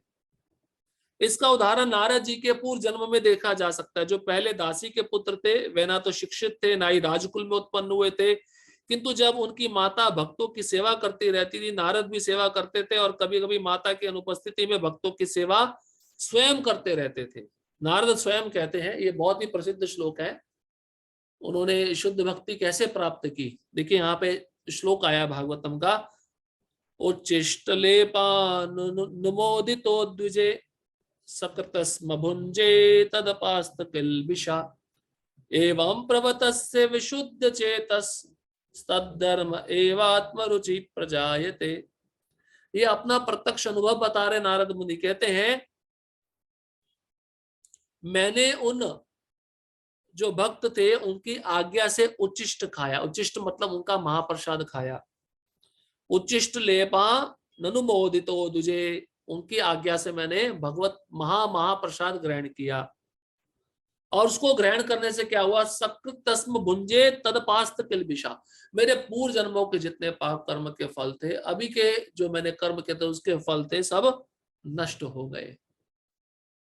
और एवं प्रवतस्य विशुद्ध चेतस, में विशुद्ध चेतना में आ गया, किसी भी प्रकार का रजोगुण तमोगुण का मेरे हृदय में प्रवेश नहीं रहा, मैं उससे ऊपर उठ गया। और फिर कहते हैं सद्धर्म एवात्म रुचि प्रजायते, मेरा भगवान के नाम रूप गुण लीला के प्रति रुचि जागृत हो गया। केवल शुद्ध भक्तों का महाप्रसाद खाने से, अब प्रश्न उठता है, महाप्रसाद तो हम भी खाते हैं, तो हमारी शुद्धि क्यों नहीं होती? क्योंकि हम सही भावना में ग्रहण नहीं करते। सही भावना में अगर हम महाप्रसाद को भी ग्रहण करेंगे तो हमारी चेतना शुद्ध हो जाएगी। सही भावना क्या है? ये भगवान की कृपा है, ये शुद्ध भक्तों की कृपा है। और इसको मैं क्यों ग्रहण कर रहा हूं? मेरी चेतना की शुद्धि के लिए, भोग के लिए नहीं। भोग के लिए हम कब ग्रहण करते हैं? जब हमें कोई अच्छी आइटम दिखती है, तो उसको कहते हैं भोग। और जब स्वयं से आ जाए और जितना मिल जाए, कृपा के द्वारा उसको ग्रहण कर लिया जाए, तो उसको कहते हैं शुद्ध चेतना। उसी से चेतना शुद्ध होती है। श्रीमद् भागवत के श्लोक में पहला स्कंद 5वां अध्याय 25वां श्लोक, नारद जी अपने शिष्य व्यास देव से अपने पूर्व जन्म का वर्णन करते हैं। वह कहते हैं कि पूर्व जन्म में बाल्यकाल में वे चातुर्मास में शुद्ध भक्तों भागवतों की सेवा किया करते थे, जिससे उन्हें उनकी संगति प्राप्त हुई। कभी कभी वे ऋषि अपनी थालियों में उच्चिष्ट भोजन छोड़ देते और ये बालक थालियां धोते समय उच्चिष्ट भोजन को चखना चाहता था। अतः उसने उन ऋषियों से अनुमति मांगी, और जब उन्होंने अनुमति दे दी तो बालक नारद उस उच्चिष्ट भोजन को खाता था। तो इसका अर्थ क्या है? अगर गुरु का महाप्रसाद मिल रहा है तो उनसे आज्ञा लेनी चाहिए कि मैं आपका महाप्रसाद खा सकता हूं क्या? यहाँ पे तो शिष्यगण बिना आज्ञा लिए ही पेट पे झपट पड़ते हैं और चेतना भी शुद्ध नहीं होती। यहाँ पे एक एटिकेट, एक स्टैंडर्ड बताया है, एक शिष्टाचार बताया है। गुरु का अगर महाप्रसाद भी ग्रहण करना तो उनसे आज्ञा लेनी चाहिए। फलस्वरूप वह अपने समस्त पाप कर्मों से मुक्त हो गया। ज्यो ज्यो वह उच्चिष्ट खाता रहा, त्यों त्यों वह ऋषियों के समान शुद्ध हृदय बनता गया।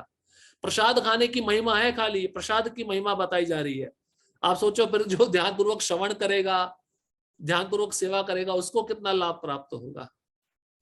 इसलिए 3 महाबल है, चैतन्य चरितामृत में बताते हैं, अगर भक्ति में प्रगति करना है 3 महाबल है। पहला है शुद्ध भक्त का उच्चिष्ट, मतलब उनका महाप्रसाद। दूसरा उनके चरण धूली, चरण रज की धूली। और तीसरा है उनका चरणों का चरणामृत, उनके चरणों का धोया हुआ जल, उनके चरणों की धूल और उनका उच्चिष्ट। ये 3 महाबल है। अगर इन तीनों को कोई शुद्ध चेतना में ग्रहण करता है तो निश्चित रूप से वह प्रगति करेगा।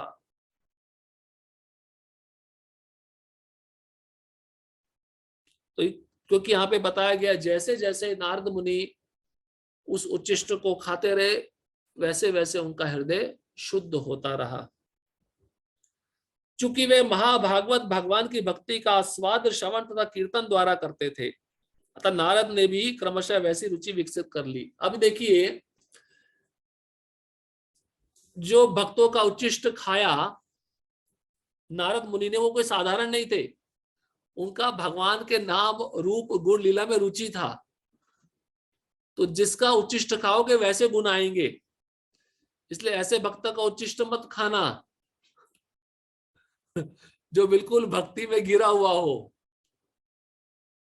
ऐसे भक्त का उच्चिष्ट ग्रहण करना चाहिए जो भक्ति में उत्तम स्तर पे पहुंचा हुआ है। क्योंकि ये इंजेक्शन है। इंजेक्शन समझते हैं? जैसे कोई व्यक्ति बीमार हो जाता है तो डॉक्टर क्या करता है? वो दवाई जो है इंजेक्शन के द्वारा देता है। तो ये प्रसाद क्या है? श्रवण क्या है? इंजेक्शन है। अगर भक्त शुद्ध है, उसका उच्चिष्ट आप खा रहे हो तो आप शुद्ध हो जाओगे। और भक्त शुद्ध नहीं है, अगर भौतिक इच्छा रखने वाला है और आप भावना में आकर उसका उच्चिष्ट खा रहे हो, तो आपके अंदर भी भौतिक इच्छा आ जाएगी। कई भक्त तो बहुत दयालु होते हैं, बोले प्रभु जी हम अपना उच्चिष्ट छोड़ देंगे, कोई भक्त खा लेगा उसका उद्धार हो जाएगा। कोई भक्त नहीं खाएगा, कोई पशु आके खा लेगा उसका उद्धार हो जाएगा। अपना स्वयं का उद्धार हो नहीं पा रहा है, पशु का उद्धार कर रहे हैं। पहले अपना उद्धार करना चाहिए। मैं कैसे शुद्ध बनूं, पहले इसके बारे में विचार करना चाहिए। जब आप ही शुद्ध नहीं हो तो दूसरों को शुद्ध कैसे कर पाओगे? इसलिए पहले अपने को शुद्ध करो, फिर आप दूसरों को शुद्ध करोगे। क्योंकि यहाँ पे कारण बताया है नारद मुनि का हृदय क्यों स्वच्छ होता गया है, क्यों साफ होता गया? क्योंकि जिन भक्तों का उच्छिष्ट वे खा रहे थे वो भगवान की कथा में रुचि लेते थे, श्रवण में रुचि लेते थे। ऐसे भक्तों का उच्छिष्ट खाना चाहिए, ऐसे भक्तों का संग करना चाहिए, तब लाभ होगा।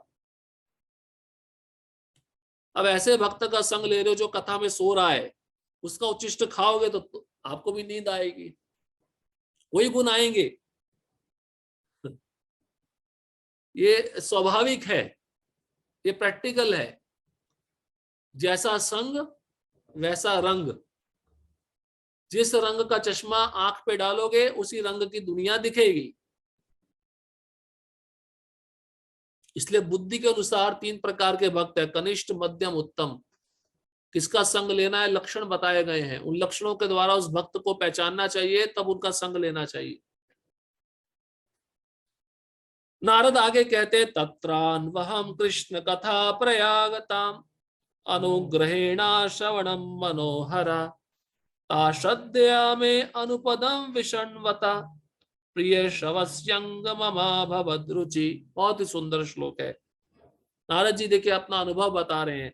ऋषियों की संगति करने से नारद में भी भगवान की महिमा के श्रवण तथा कीर्तन की रुचि उत्पन्न हुई और उन्होंने भक्ति की तीव्र इच्छा विकसित की। अतः जैसा कि वेदांत सूत्र में कहा गया, प्रकाशश्च कर्मण्यभ्यासात्, जो भगवत भक्ति के कार्यों में केवल लगा रहता है उसे स्वतः सारी अनुभूति हो जाती है और वह सब समझने लगता है। इसी का नाम प्रत्यक्ष या प्रत्यक्ष अनुभूति है। मतलब प्रत्यक्षावागमम, ये शब्द का व्याख्या प्रभुपाद जी कर रहे हैं। जिस भक्त के संग में आओगे, जो भक्त प्रत्यक्ष साक्षात्कार कर चुका है भगवान का, तो उस व्यक्ति को भी भगवान का प्रत्यक्ष साक्षात्कार हो जाएगा। जैसे नारद मुनि का अर्थ क्या है, नारद का अर्थ क्या है, ना मतलब नारायण, रद मतलब जो नारायण को देने वाले हैं। अब देखिए नारद मुनि जिन जिन से मिले हैं उन सबको भगवान की प्राप्ति हुई या नहीं हुई? तो ये क्या है, प्रत्यक्ष अनुभव है। नारद मुनि ध्रुव महाराज से मिले, ध्रुव महाराज को भगवान का दर्शन हुआ। नारद मुनि ने प्रहलाद महाराज को शिक्षा दी, प्रहलाद महाराज को दर्शन हुआ। नारद मुनि ने राजा प्राचीन बर्षद को शिक्षा दी, उनको भगवान का धाम प्राप्त हुआ। बहुत सारे उदाहरण है भागवतम में। इसलिए शुद्ध भक्त का संग हमें करना चाहिए। और शुद्ध भक्त नहीं मिल पाते हैं तो हमें प्रभुपाद जी की पुस्तकें पढ़नी चाहिए। प्रभुपाद जी शुद्ध भक्त है, वाणी के द्वारा स्थित है, वाणी के द्वारा हम उनका संग प्राप्त कर सकते हैं। या प्रभुपाद जी के शिष्यों का आप कथा सुन सकते हो, श्रवण के माध्यम से भी संग प्राप्त होता है। संग प्राप्त करने के बहुत सारे माध्यम हैं। उन माध्यमों में हमें किसी एक माध्यम में रुचि उत्पन्न करनी चाहिए जिससे हमारी भक्ति स्थिर हो सके। धर्मम शब्द का अर्थ है धर्म का पथ। नारद वास्तव में दासी पुत्र थे, उन्हें किसी पाठशाला में जाने का अवसर प्राप्त नहीं हुआ था। वे केवल माता के कार्यों में सहायता करते थे और सौभाग्यवश उनकी माता को भक्तों की सेवा का सुयोग प्राप्त हुआ था। बालक नारद को भी यह सुअवसर उपलब्ध हो सका कि वह भक्तों की संगति करने से समस्त धर्म के परम लक्ष्य को प्राप्त कर सके। यह लक्ष्य है भक्ति, जैसा कि श्रीमद् भागवतम में कहा है, सवै पुंसां परो धर्मो यतो भक्तिर अधोक्षजे। सामान्यतः धार्मिक व्यक्ति यह नहीं जानते कि धर्म का परम लक्ष्य भक्ति की प्राप्ति, जैसा कि हम पहले ही 8वें अध्याय के अंतिम श्लोक की व्याख्या करते हुए कह चुके हैं, वेदेषु यज्ञेषु तपस्सु चैव। सामान्यतः आत्म साक्षात्कार के लिए वैदिक ज्ञान आवश्यक है, किंतु यहाँ पर नारद ना तो किसी गुरु के पास पाठशाला में गए थे, ना ही उन्हें वैदिक नियमों की शिक्षा मिली थी, तो भी उन्हें वैदिक अध्ययन के सर्वोच्च फल प्राप्त हो सके। देखिए रंगनाथ जी में जो ब्राह्मण भगवत गीता पढ़ते थे, ये यहाँ पे उनका भी उदाहरण लिया जा सकता है। वो अनपढ़ थे, उनको किसी प्रकार का शिक्षण प्राप्त नहीं था, लेकिन गुरु की आज्ञा थी कि तुम्हें भगवत गीता रोज पढ़ना है। तो मंदिर के बाहर बैठकर भगवत गीता पढ़ने का प्रयत्न करते थे, लेकिन भगवत गीता नहीं पढ़ पाते थे, लेकिन उनकी आंखों से आंसू आते थे। चैतन्य महाप्रभु रोज दर्शन करने के लिए जाते थे। चैतन्य महाप्रभु ने देखा ये ब्राह्मण भगवत गीता हाथ में रखकर पढ़ते हुए अश्रु प्रवाहित कर रहा है, रो रहा है। तो चैतन्य महाप्रभु स्वयं पूछे, क्या पूछे कि भगवत गीता का ऐसा कौन सा भाग है जिसको पढ़कर आपको आनंद का अनुभव हो रहा है? बोले मुझे पढ़ना नहीं आता, लेकिन मेरे गुरु की आज्ञा में पढ़ने का प्रयत्न कर रहा हूं, लेकिन इस चित्र को देखता हूं पार्थ सारथी को कृष्ण अपने भक्त के रथ को खींच रहे हैं। उस दृश्य को देखकर मेरे आंखों में आंसू आते हैं। मैं समझता हूँ भगवान कितने भक्त वत्सल हैं, भगवान अपने शुद्ध भक्तों से कितना प्रेम करते हैं। तो ये जब बात सुनी चैतन्य महाप्रभु ने उन्हें तुरंत उस ब्राह्मण को क्या किया, गले लगा दिया। बोले असली भगवत गीता पढ़ने के अधिकारी आप ही हो। इसलिए यहां पर बताया गया है कि भगवत गीता वही समझ सकता है जिसके अंदर किसी प्रकार का कपट नहीं है।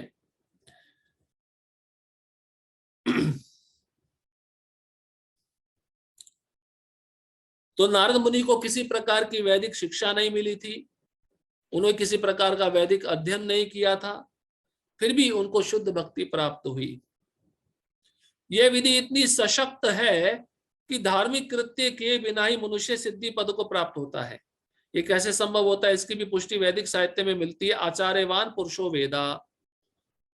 देखिए किसी भी प्रकार का अनुष्ठान कर्मकांड करने की आवश्यकता नहीं पड़ती उस भक्त को, सीधा प्रत्यक्ष अनुभूति कैसे होती है भगवान की, गुरु के माध्यम से। अब बता रहे आचार्यवान पुरुषो वेदा। आचार्य मतलब गुरुजन के सानिध्य में आकर, संसर्ग में आकर जब मनुष्य ध्यान पूर्वक सुनता है और उस ज्ञान को जब ग्रहण करता है, आत्मसात करता है, तो उसको भगवत प्राप्ति हो जाती है। इसके पीछे कारण बता रहे हैं आचार्यवान पुरुषो वेदा, ऐसे भक्त का संग जिसको शास्त्र का पूरा ज्ञान प्राप्त है। महान आचार्यों के संसर्ग में रहकर मनुष्य आत्म साक्षात्कार के लिए आवश्यक समस्त ज्ञान से अवगत हो जाता है, भले ही वह अशिक्षित हो या उसने वेदों का अध्ययन ना किया हो। तो भक्ति की ये पात्रता नहीं है कि पहले वेदों का अध्ययन करो फिर भक्ति मिलेगी, ऐसा नहीं है। गोपियां हैं जिन्होंने किसी प्रकार का शिक्षण प्राप्त नहीं किया था, हनुमान जी हैं, उन्होंने किसी प्रकार का शिक्षण प्राप्त नहीं किया, लेकिन शुद्ध भक्ति के बहुत बड़े कृपा पात्र ये सब भक्त हैं। भक्ति योग अत्यंत सुखकर, सुखकर मतलब सुसुखुम होता है। ऐसा क्यों? क्योंकि भक्ति में श्रवणम कीर्तनम विष्णु रहता है, जिसमें मनुष्य भगवान की महिमा के कीर्तन को सुन सकता है या प्रामाणिक आचार्य द्वारा दिए गए दिव्य ज्ञान के दार्शनिक भाषण सुन सकता है। मनुष्य केवल बैठे रहकर सीख सकता है, ईश्वर को अर्पित अच्छे स्वादिष्ट भोजन का उच्छिष्ट खा सकता है। प्रत्येक दशा में भक्ति सुखमय है। मनुष्य गरीबी की हालत में भी भक्ति कर सकता है। भगवान कहते हैं पत्रम पुष्पम फलम तोयम। देखिए भक्ति किसी जात पात या किसी व्यक्ति या किसी राष्ट्र या समुदाय से संबंधित नहीं है। इसलिए तो प्रभुपाद जी ने विदेश में जाकर जब भक्ति दी तो कोई भेदभाव देखा, सब लोगों ने उस भक्ति को ग्रहण किया। अब यहाँ पे कहते हैं गरीब से गरीब व्यक्ति भी है, वो भी भक्ति कर सकता है, क्योंकि भगवान गीता में क्या कहे है, इसी श्लोक में, इसी अध्याय में श्लोक आएगा, पत्रम पुष्पम फलम तोयम। पत्रम मतलब तुलसी पत्र, वो कहीं पे भी उपलब्ध हो जाता है। आप तोड़कर पानी में धोकर उसको भगवान के चरणों में लगा सकते हो, अर्पित कर सकते हो। पुष्पम फूल कहीं पे भी मिल सकते हैं, फलम फल कहीं भी मिल सकता है। प्रभुपाद जी कहते हैं ठीक है पत्र ना मिले, फल ना मिले, फूल ना मिले, तोयम जल तो मिल सकता है। भगवान कहते हैं ठीक है ये तीन चीजें नहीं मिल रही, खाली पानी पिला दो मुझको, पानी दे दो मुझको। तोयम मतलब जल। अद्वैत आचार्य ने चैतन्य महाप्रभु को कैसे प्रकट किया? शालिग्राम शिला पे वे रोज तुलसी पत्र और गंगा जल अर्पित करते थे, प्रेम से और भाव से। अगर आप जल भी अर्पित करोगे भाव से, प्रेम से कि ये भगवान मेरे, मैं इनका हूं, इस भाव में भगवान बहुत प्रसन्न हो जाते हैं और अपने को बेच देते हैं। भक्त के हाथों में भगवान अपने को बेच देते हैं और भक्त के हाथों में रखकर बोलते हैं तुम मेरे को जैसे नचाना चाहते हो नचाओ, क्योंकि मैं तुम्हारा दास हूं। अहम भक्त पराधीनो। दुर्वासा मुनि को भगवान नारायण क्या बोले अम्बरीश महाराज की कथा में? मैं भक्त के अधीन हूं, मैं स्वतंत्र नहीं हूं। आपने कभी सुना है भगवान ऐसा बोलते हैं? पूरे संसार को अपने वश में रखते हैं और भगवान कह रहे हैं मैं अपने भक्त के अधीन हूं, मैं स्वतंत्र नहीं हूं। विरोधाभास लगता है? नहीं लगता है। वो किसके कारण है? प्रेम के कारण है। पूरे संसार को भगवान ने मृत्यु से भयभीत कर रखा है, ठीक है। मृत्यु सबके पीछे दौड़ रही है, सबको पकड़ रही है, जिसकी आयु समाप्त होती है मृत्यु उसको ले जाती है। लेकिन वही मृत्यु जिससे डरती है, किससे डरती है?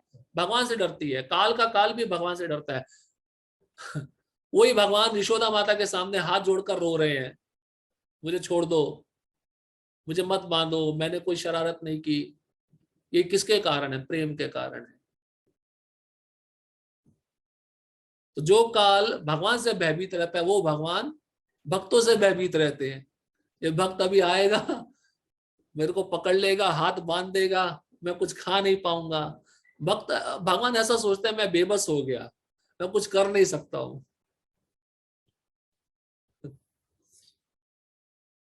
इसलिए यहां पर कहते हैं सुसुखुम, गरीब व्यक्ति भी बहुत ही सरलता से इस भक्ति को कर सकता है, संपन्न कर सकता है। वे भक्त से हर प्रकार की भेंट लेने को तैयार रहते हैं, चाहे पत्र हो, पुष्प हो, फल हो, या थोड़ा सा जल। जो कुछ भी संसार के किसी भी कोने में उपलब्ध हो या किसी व्यक्ति द्वारा उसकी सामाजिक स्थिति पर विचार किए बिना अर्पित किए जाने पर भगवान को वह स्वीकार है, यदि उसे प्रेम पूर्वक चढ़ाया जाए। कंडीशन बता रहे हैं भगवान, कोई भी वस्तु मैं ले लूंगा, किसी भी समाज से ले लूंगा, किसी भी जाति के व्यक्ति से ले लूंगा, किसी भी देश से ले लूंगा, लेकिन कंडीशन क्या रख रहे हैं भगवान? प्रेम पूर्वक, प्रेम से मेरे को चढ़ाना चाहिए। दुर्योधन ने 56 भोग प्रेम से दिया था?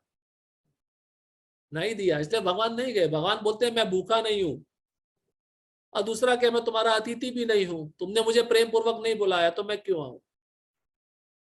और किसके पास गए थे? विदुर के पास गए थे, और सुदामा विप्र का भी चिवड़ा उन्होंने स्वीकार किया, क्योंकि प्रेम था। ऐसे बहुत सारे दृष्टांत मिलते हैं भागवतम में। भगवान अपने भक्त के वश में रहते हैं और उसकी वस्तु को प्रेम पूर्वक स्वीकार करते हैं। इतिहास में ऐसे अनेक उदाहरण प्राप्त है। भगवान के चरण कमलों पर चढ़े तुलसी दल का आस्वादन करके सनत कुमार जैसे मुनि महान भक्त बन गए। आप सोचो, केवल चरणों में तुलसी पत्र चढ़ाया, उसका सुगंध 4 कुमारों ने सूंघा, वो भक्त बन गए। एक बार सूंघने से भगवान के चरण कमलों में चढ़ाया गया पुष्प और तुलसी दल, ये क्या परिणाम होता है? वो व्यक्ति भक्त बन जाता है। अतः भक्ति योग अति उत्तम है और इसे प्रसन्न मुद्रा में संपन्न किया जा सकता है। देखा ना, भक्त जब मिलते हैं कितने खुश होते हैं, नाचते हैं, गाते हैं, खेलते हैं, नृत्य करते हैं।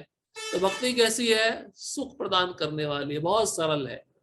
और ज्ञानी मिलते हैं, ज्ञानी मिलते नहीं है किसी से, ज्ञानी एकांत में रहते हैं, किसी से बातचीत नहीं करते, गुलाब जामुन भी नहीं खाते, कुछ भी नहीं खाते, कंदमूल खाते हैं जिसमें कोई स्वाद नहीं होता, और बैठे रहते हैं, ध्यान लगाते रहते हैं, या तो पुस्तकें पढ़ते रहते हैं। भक्ति ऐसी है जो एक साथ मिलकर की जाती है। परम पूज्य राधा गोविंद महाराज बता रहे थे, उन्होंने एक प्रत्यक्ष अनुभव देखा। वे कहते हैं गिरिराज जी की परिक्रमा एक स्त्री कर रही थी, एक माता जी कर रही थी, उसकी गोद में उसका बच्चा था, उसके हाथ से एक बड़ा बच्चा था, हाथ लेके उसको चला रही थी, और उसके गर्भ में एक बच्चा था। देखिए भक्ति ऐसी है कि सब मिलके की जाती है, कितने खुश हो जाते हैं। अब देखिए, किसी प्रकार का द्वेष नहीं है। एक उदाहरण है, मंगलारती है, आश्रम में मंगलारती होने वाली है, अब कोई भक्त नहीं उठता तो उसको उठाया जाता है ना। ऐसा तो नहीं है कि अगर ये नहीं उठा तो मैं भक्ति में आगे बढ़ जाऊंगा, नहीं, इसको भी उठना चाहिए, तो उसको उठाया जाता है कि तुम भी चलो, हमारे साथ में चलो, हमारे साथ में भगवान का दर्शन करो, जप करो। इसमें भक्त के अंदर द्वेष होता तो अच्छा, इसको पड़ा रहने दो, सोते ही रहने दो और इसको जाने का अवसर ही मत दो, ये भक्ति में पीछे रह जाए। भक्ति की ऐसी भावना नहीं होती। इसलिए जब मिल के भक्ति की जाती है तो उसको सुसुखुम बोलते हैं। सुसुखुम मतलब सुख पूर्वक, सरलता से संपन्न की जाने वाली। और प्रसन्न मुद्रा में भक्त इसको संपन्न करते हैं। कोई ऐसा नहीं करता, अरे क्या सेवा दे दिया, टेंशन आ गया है। अब भक्त का मनोवृत्ति अगर वैसा हो तो कुछ बता नहीं सकते, लेकिन व्यवहारिक रूप में यहाँ पे बताते हैं सुसुखुम कर्तुम अव्ययम, भगवान को तो वह प्रेम प्रिय है जिससे उन्हें वस्तुएं अर्पित की जाती हैं। तो कोई भी वस्तु आप अर्पित करते हो तो वहां पे एक ही कंडीशन याद रखो, प्रेम। जैसे आप उदाहरण, प्रभुपाद जी ये भी उदाहरण बताते हैं, कोई पिता अपने पुत्र के लिए एक मिठाई का डिब्बा लेके आया है और उस मिठाई के डब्बे में से पिता ने एक बर्फी का टुकड़ा अपने पुत्र को दिया खाने के लिए, और पुत्र बोलता है नहीं पिताजी पहले आप खाओ, पहले आप खाओ। पिता कितना खुश हो जाएगा, जबकि खरीद के पिता लाया है, पिता दे रहा है, लेकिन पुत्र चाहता है नहीं पिताजी पहले आप खाओ, मेरी इच्छा है। तो ये जब आप सोचिए, जो इस संसार में पिता है जब ऐसा आचरण अपने पुत्र के प्रति देखते हैं तो कितने खुश हो जाते हैं। तो भगवान जब ये देखेंगे ये वस्तु मेरे द्वारा ही दी गई है और मेरा भक्त मुझे ही पहले अर्पित कर रहा है बिना किसी भोग भावना के, तो भगवान प्रसन्न हो जाते हैं। इसको कहते हैं प्रेम। इस वस्तु पे अधिकार पहले भगवान का है, मेरा अधिकार नहीं है। भगवान भोक्ता है, मैं उपभोक्ता हूं। उपभोक्ता मतलब मैं उनका उच्छिष्ट ग्रहण करने का अधिकारी हूं। यहां पर कहा गया है कि भक्ति शाश्वत है। ये वैसी नहीं है जैसा कि मायावादी चिंतक साधिकार करते हैं। यद्यपि वे कभी कभी भक्ति करते हैं, किंतु उनकी ये भावना रहती है कि जब तक मुक्ति ना मिल जाए तब तक उन्हें भक्ति करते रहना चाहिए। तो इसमें भी तो स्वार्थ ही आ गया ना भाई। भक्ति किस लिए कर रहे हैं? मुक्ति प्राप्त करने के लिए। और जब मुक्ति प्राप्त हो जाएगी तो भक्ति करने की आवश्यकता नहीं है। भक्त ऐसा नहीं सोचता, भक्त यहाँ पे भी सेवा कर रहा है और जब भगवान के धाम जाएगा वहां पे भी सेवा करेगा। इसलिए यहाँ की सेवा को कहते हैं कच्चा आम और भगवत धाम की सेवा को कहते हैं पक्का आम। अभी यहाँ पे जो सेवा है वो परिपक्व नहीं है, वो ट्रेनिंग ले रहा है। लेकिन जब ट्रेनिंग उसकी पूरी हो जाएगी, जब भगवान के धाम चला जाएगा, वहां पे वो परिपक्व अवस्था में भक्ति करेगा और फिर उसका जो भक्ति का रस है वो मीठा हो जाएगा। इसलिए भक्त हमेशा भक्ति करते रहना चाहता है। और जो ज्ञानी होता है, जो मुक्त होना चाहता है, वो सोचता है जब तक शरीर है तब तक भक्ति करो, और भक्ति जब मुक्त हो जाएंगे, भगवान में मिल जाएंगे, फिर किसी प्रकार का भक्ति करने का आवश्यकता नहीं है। भक्त भी ऐसा सोचते हैं आश्रम में रहकर। दीक्षा जब तक नहीं मिलती है तो प्रेसिडेंट की सेवा करते रहते हैं, इधर उधर घूमते रहते हैं।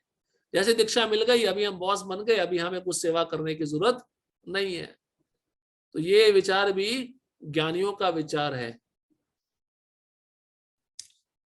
किंतु अंत में जब वह मुक्त हो जाएंगे तो ईश्वर से उनका तादात्म्य हो जाएगा। इस प्रकार की अस्थायी सीमित स्वार्थमय भक्ति शुद्ध भक्ति नहीं मानी जा सकती। वास्तविक भक्ति तो मुक्ति के बाद भी बनी रहती है। जब भक्त भगवत धाम को जाता है तो वहां भी वह भगवान की सेवा में रत हो जाता है, वह भगवान से तदाकार नहीं होना चाहता।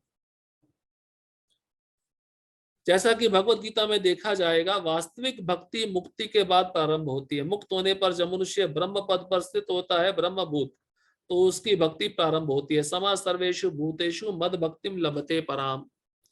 कोई भी मनुष्य कर्म योग, ज्ञान योग, अष्टांग योग या अन्य योग करके भगवान को नहीं समझ सकता।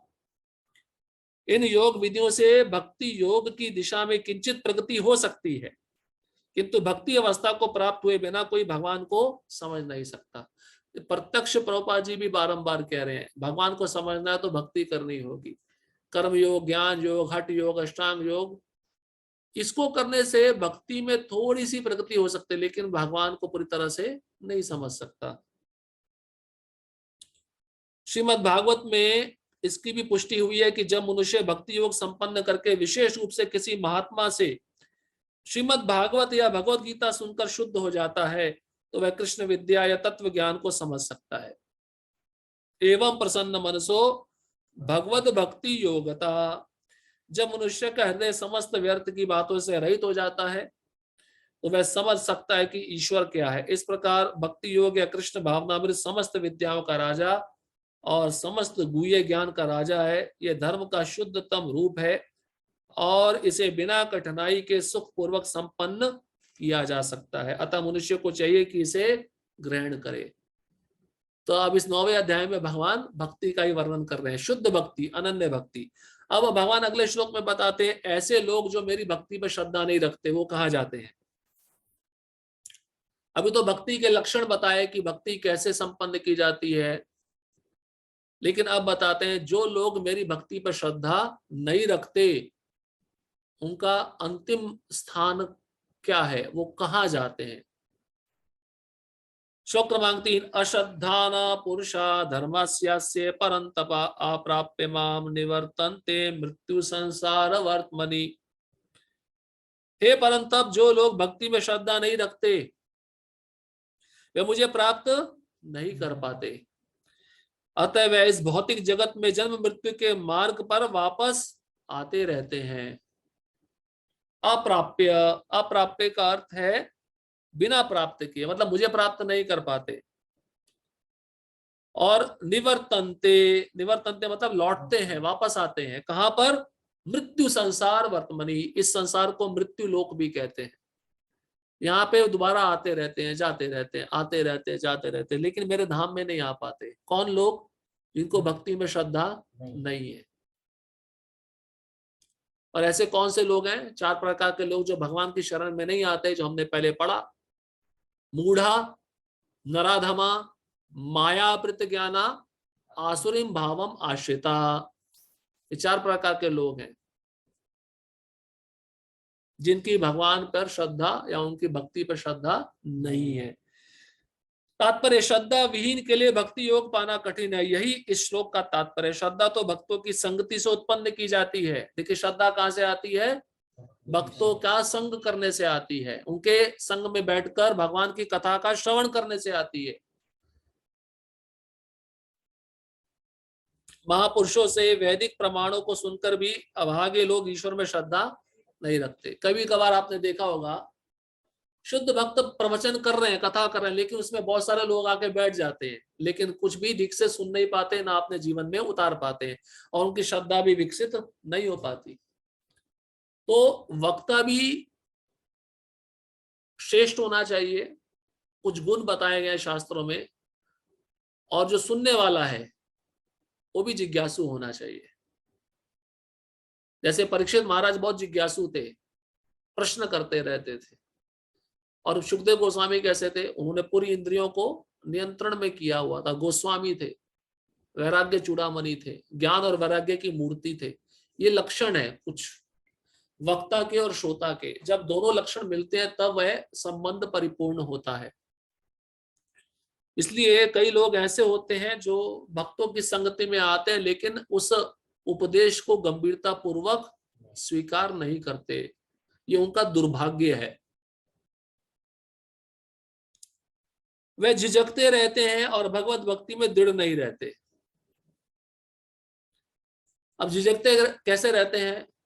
ये करूं या ये ना करूं, कंफ्यूजन रहता है ना माइंड में। अगर ऐसा किया तो सब कुछ छूट जाएगा, घर की पत्नी क्या बोलेगी, बच्चे क्या बोलेंगे, तो उसको हर समय टेंशन रहता है, संशय रहता है। इसलिए वो भक्ति को दृढ़ता पूर्वक नहीं ले स्वीकार कर पाता, श्रद्धा पूर्वक स्वीकार नहीं कर पाता। इस प्रकार कृष्ण भावनामृत की प्रगति में श्रद्धा मुख्य है। और देखिए श्रद्धा का प्रारंभ भी कहां से होता है? श्रद्धा, साधु संग, भजन क्रिया, अनर्थ निवृत्ति, निष्ठा, रुचि, आसक्ति, भाव, प्रेम, कहां से प्रारंभ हुआ? श्रद्धा से ही प्रारंभ हुआ। तो जिसके अंदर श्रद्धा है वही भक्ति कर सकता है। अब श्रद्धा की आगे व्याख्या भी करेंगे। श्रद्धा शब्दे विश्वास कहे सुदृढ़ निश्चय, कृष्ण भक्ति कैले सर्व कर्म कृत है। कृष्णदास कविराज गोस्वामी कहते हैं श्रद्धा का अर्थ है जो भक्त ये समझ चुका है कृष्ण की सेवा करने के अतिरिक्त मुझे और कुछ भी करने की आवश्यकता नहीं है, जिसको पूरा विश्वास है कृष्ण की सेवा कर ली, बाकी सबकी सेवा हो गई, बस, इसको कहते हैं श्रद्धा। और फिर कभी कभार श्रद्धा का अर्थ ये भी बताया गया है, भगवान कहते हैं सर्वधर्मान परित्यज्य माम एकम शरणम व्रज, सब कुछ छोड़कर कृष्ण को पूरा शरणागत हो जाना, इसको भी कहते हैं श्रद्धा। अब कोई व्यक्ति सोचेगा देवताओं का उपासक है, अगर देवताओं को छोड़ दिया तो शायद देवता क्रोधित ना हो जाए, तो कृष्ण के पास जाकर क्या फायदा? ऐसा व्यक्ति श्रद्धा निर्माण नहीं कर सकता। या आज हरे कृष्णा में आया है और कल किसी ने दूसरा तंत्र मंत्र बता दिया, उधर चला गया, भस्म लगा लिया, वहां का उपासक बन गया, उसके अंदर भी श्रद्धा निर्माण नहीं हो सकती। इसलिए भगवान पहले क्या बताते हैं, व्यवसायित्मिका बुद्धि एकेहा कुरु नंदना। व्यवसायित्मिका बुद्धि क्या है, एक चित्त बुद्धि जो मेरे पे स्थिर रहती है, वहीं से श्रद्धा उत्पन्न होती है। चैतन्य चरितामृत में कहा गया कि श्रद्धा तो यह पूर्ण विश्वास है कि परमेश्वर श्री कृष्ण की सेवा द्वारा सारी सिद्धि प्राप्त की जा सकती है। क्योंकि कृष्ण क्या है, जड़ है, जड़। जड़ में पानी डालने से वृक्ष के सभी भागों में पानी चला जाता है। उसी प्रकार से कृष्ण की सेवा करने से सारे जीवों की सेवा हो जाती है। इसको कहते हैं श्रद्धा। यही वास्तविक श्रद्धा है। देखिए परिभाषा भी बता दिया, ये बहुत सुंदर श्लोक है। श्रीमद् भागवतम चौथा स्कंद 31वां अध्याय 14वें श्लोक में कहा गया है, यथा तरोरमूल निषेचनेन तृप्यन्ति तत्स्कंदभुजोपशाखा प्राणोपहाराच्च यथेन्द्रियाणां तथैव सर्वाहणमच्युतेज्या। हमारे गुरु महाराज परम पूज्य लोकनाथ स्वामी महाराज जब अपने जीवन का कथा बता रहे थे, वे कहते हैं कि उनको भी समाज सेवा करने की बहुत इच्छा थी। महाराज डॉक्टर बनना चाहते थे, इंजीनियर बनना चाहते थे, समाज की मैं सेवा कर सकूं। लेकिन जब क्रॉस मैदान में गए, वहां पे प्रभुपाद जी प्रवचन दे रहे थे, 10,000 लोगों के बीच में महाराज बैठे थे और उन्होंने इसी श्लोक को सुना प्रभुपाद जी के मुख से।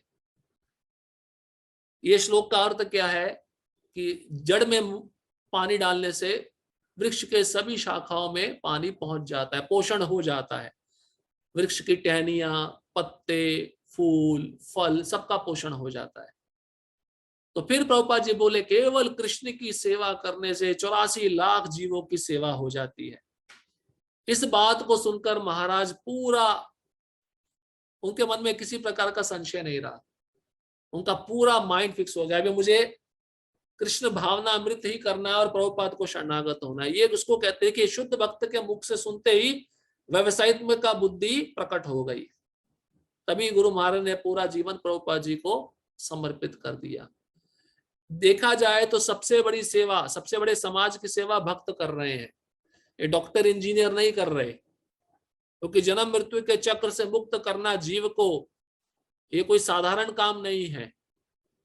सबसे श्रेष्ठ कार्य समाज के लिए, सबसे बड़ा परोपकार ये भक्त कर रहे हैं प्रचार करके। क्योंकि भक्त का एक ही चिंता रहता है, बद्ध जीव का उद्धार कैसे किया जाए। इसलिए प्रभुपाद जी के हृदय में करुणा थी। इतनी वृद्ध अवस्था में भारत भूमि को छोड़कर पाश्चात्य भूमि में जाकर उन्होंने प्रचार प्रारंभ किया। वृक्ष की जड़ को सींचने से उसकी डालें, टहनियां तथा पत्तियां तुष्ट होती हैं। और दूसरा उदाहरण बता रहे हैं आमाशय। आमाशय मतलब पेट। पेट में भोजन डालने से शरीर के सारे अंग हृष्ट पुष्ट होते हैं। अभी आप सोचो कि उंगली कहे कि मैं अलग से खाऊंगी, तो ये संभव हो सकता है? संभव नहीं हो सकता है। इसलिए व्यक्ति को तृप्ति, संतुष्टि क्यों नहीं मिल रही? क्योंकि वो कृष्ण को छोड़कर दूसरों की सेवा कर रहा है। और एक ऐसा है, पेट को भोजन ना देकर, वृक्ष के जड़ में पानी ना डालकर, वृक्ष के टहनियों में पानी डालना, इसलिए उसको संतुष्टि नहीं मिल रही है। उसको कहीं पे भी सेटिस्फेक्शन नहीं मिल रहा। कोई भी भौतिक वस्तु उसको संतुष्ट नहीं कर पा रही, इस बद्ध जीव को। क्यों? क्योंकि उसने वो क्या कर रहा है, इस संसार के भौतिक पदार्थों का संग ले रहा है, जो नाशवान है, जो दिव्य नहीं है। अमाशय को भोजन प्रदान करने से शरीर की सारी इंद्रियां तृप्त होती हैं। इसी तरह भगवान की दिव्य सेवा करने से सारे देवता तथा अन्य समस्त जीव स्वतः प्रसन्न होते हैं। अतः गीता पढ़ने के बाद मनुष्य को चाहिए कि वे गीता के इस निष्कर्ष को प्राप्त हो। कौन सा निष्कर्ष?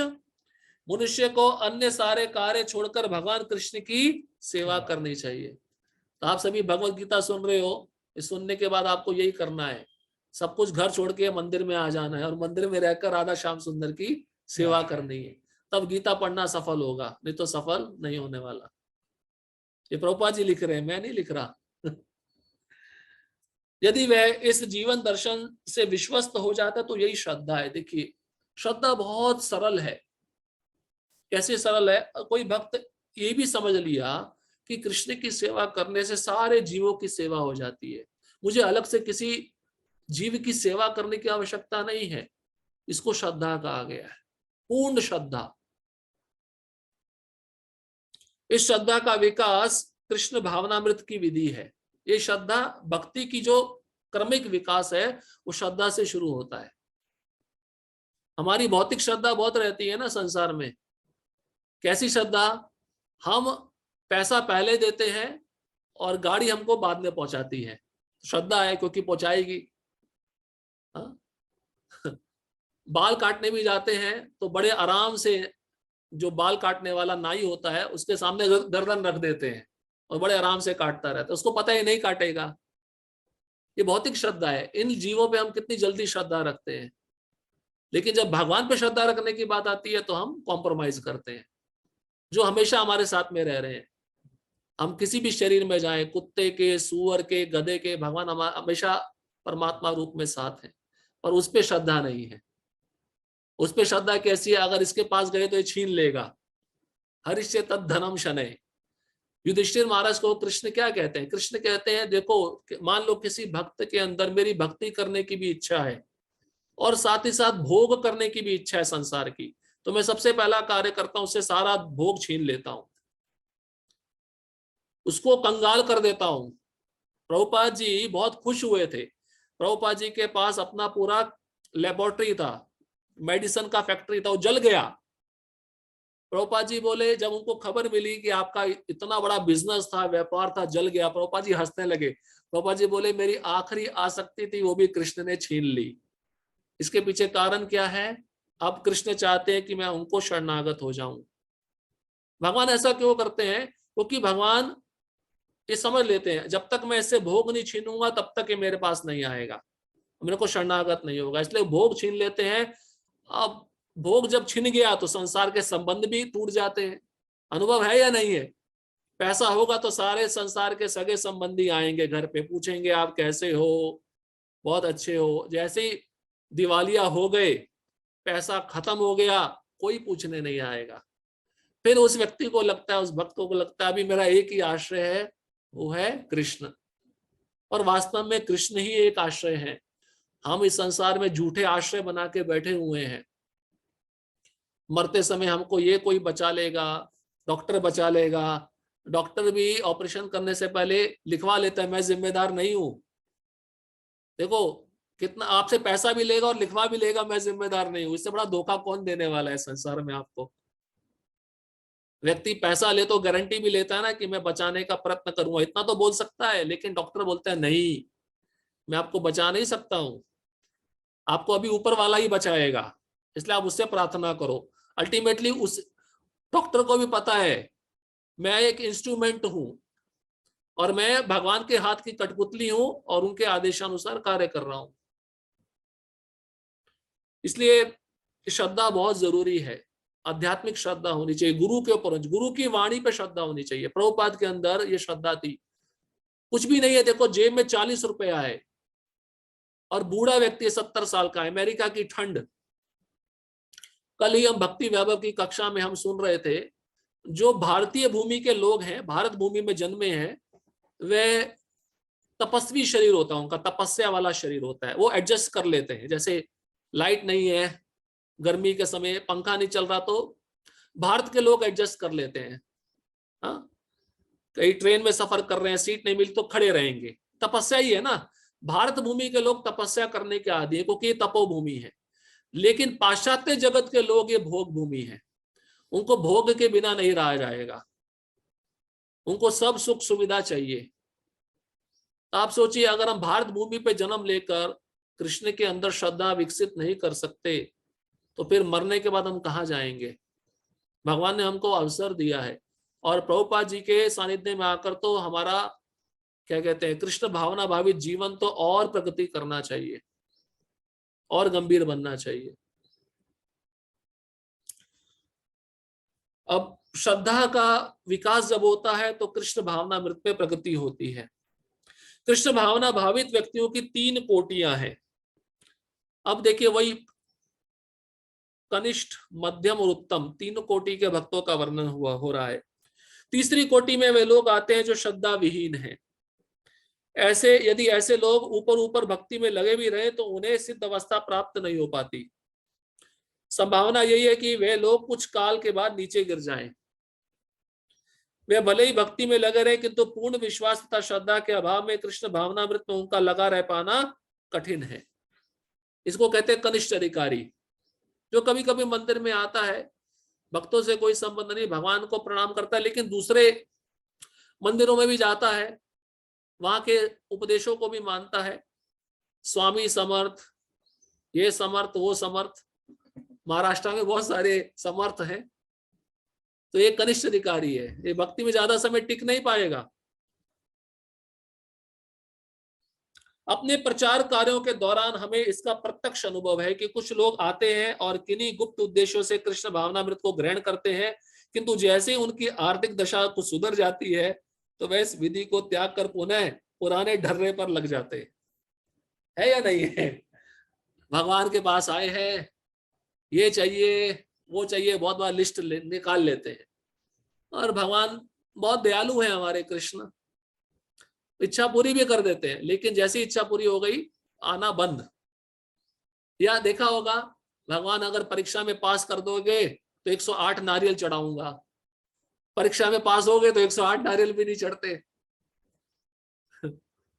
ये तृतीय कोटि, सबसे निम्न कोटि का व्यक्ति होता है जो भगवान के पास भौतिक इच्छा पूरी करने के लिए आता है। कृष्ण भावनामृत में केवल श्रद्धा के द्वारा ही प्रगति की जा सकती है। जहां तक श्रद्धा की बात है, जो व्यक्ति भक्ति साहित्य में निपुण है और जिसने दृढ़ श्रद्धा की अवस्था प्राप्त कर ली है, वह कृष्ण भावनामृत का प्रथम कोटि का व्यक्ति कहलाता है। तो प्रभुपाद जी पहले सबसे निम्नतर भक्त का चर्चा किया, अभी प्रथम कोटि के भक्त का चर्चा कर रहे हैं। भक्ति में पूरा ज्ञान रहता है, भक्ति में पूरी श्रद्धा रहती है, शास्त्र का पूरा पालन करता है और प्रचार में लगा रहता है, ये प्रथम कोटि का भक्त है। दूसरी कोटि में वे व्यक्ति आते हैं जिन्हें भक्ति शास्त्रों का ज्ञान नहीं, किंतु स्वतः ही उनकी दृढ़ श्रद्धा है कि कृष्ण भक्ति सर्वश्रेष्ठ मार्ग है, अतः वे इसे ग्रहण करते हैं। बीच वाली कोटि के भक्त कौन से हैं? जिनको पता है कृष्ण पूर्ण पुरुषोत्तम भगवान है, लेकिन शास्त्र पे पूरी श्रद्धा नहीं है, लेकिन कृष्ण पूर्ण पुरुषोत्तम भगवान है। इस प्रकार वे तृतीय कोटि के उन लोगों से श्रेष्ठतर हैं जिन्हें ना तो शास्त्रों का पूर्ण ज्ञान है और ना श्रद्धा ही है, अपितु संगति तथा सरलता के द्वारा वे उसका पालन करते हैं। तृतीय कोटि के व्यक्ति कृष्ण भावनामृत से च्युत हो सकते हैं, जैसे पहले भी बताया। तीसरी कोटि के जो कनिष्ठ अधिकारी होते हैं भक्ति से छोड़कर जा भी सकते हैं, किंतु द्वितीय कोटि के व्यक्ति च्युत नहीं होते। देखिए, जो दूसरे मध्यम अधिकारी हैं वो भक्ति से दूर नहीं जाते, शास्त्र में श्रद्धा बहुत कम है लेकिन भक्ति को छोड़ेंगे नहीं, कृष्ण को पूर्ण पुरुषोत्तम भगवान के रूप में मानते हैं। प्रथम कोटि के लोगों के च्युत होने का प्रश्न ही नहीं उठता। जो उत्तम अधिकारी है वो तो कृष्ण को छोड़ ही नहीं सकता है, क्योंकि कृष्ण उसके प्राण होते हैं। प्रथम कोटि के व्यक्ति निश्चित रूप से प्रगति करके अंत में अभिष्ट फल प्राप्त करते हैं, मतलब कृष्ण का प्रेम प्राप्त करते हैं। तृतीय कोटि के व्यक्ति को यह श्रद्धा तो रहती है कि कृष्ण की भक्ति उत्तम होती, किंतु भागवत तथा गीता जैसे शास्त्रों से उसे कृष्ण का पर्याप्त ज्ञान प्राप्त नहीं हो पाता। कभी कभी इस तृतीय कोटि के व्यक्तियों की प्रवृत्ति कर्म योग तथा ज्ञान योग की ओर रहती है और कभी कभी वह विचलित होते रहते हैं, किंतु जो ही उनसे ज्ञान तथा कर्मयोग का संदूषण निकल जाता है तो वह कृष्ण भावनामृत की द्वितीय कोटि या प्रथम कोटि में प्रविष्ट होते हैं। तो तृतीय कोटि में जो लोग रहते हैं उनके अंदर कुछ कलमश रहता है, लेकिन अच्छा संग करने के कारण जब वह कलमश चला जाता है तो वह दूसरी या प्रथम कोटि में भी प्रवेश कर सकते हैं। कृष्ण के प्रति श्रद्धा भी 3 अवस्थाओं में विभाजित है और श्रीमद् भगवद गीता में इनका वर्णन है। तो 3 प्रकार की श्रद्धा भी है, सात्विक श्रद्धा, राजसिक श्रद्धा, तामसिक श्रद्धा। सात्विक श्रद्धा जो पूरी तरह से भगवान में होती है, राजसिक श्रद्धा जो देवी देवताओं में होती है, और तामसिक श्रद्धा जो भूत प्रेत पिशाचों में होती है। भागवत के 11वें स्कंद में प्रथम, द्वितीय तथा तृतीय कोटि की आस्तिकता का भी वर्णन हुआ है। जो लोग कृष्ण के विषय में तथा भक्ति की श्रेष्ठता को सुनकर भी श्रद्धा नहीं रखते और ये सोचते हैं कि यह मात्र प्रशंसा है, उन्हें यह मार्ग अत्यधिक कठिन जान पड़ता है, भले ही वह ऊपर से भक्ति में रत क्यों ना हो। उन्हें सिद्धि प्राप्त होने की बहुत कम आशा है। इस प्रकार भक्ति करने के लिए श्रद्धा परम आवश्यक है। वैसे कई भक्त आपने देखे होंगे ऊपर ऊपर से भक्ति में लगे रहते हैं, लेकिन ये जानते हैं कि भक्ति बहुत कठिन मार्ग है, इसमें फल बहुत देरी से मिलता है। तो ऐसे लोगों की श्रद्धा पूर्ण रूप से विकसित नहीं हो पाती और श्रद्धा विकसित ना होने के कारण ऐसे लोग भगवान को छोड़कर चले भी जाते हैं। इसलिए श्रद्धा बहुत जरूरी है।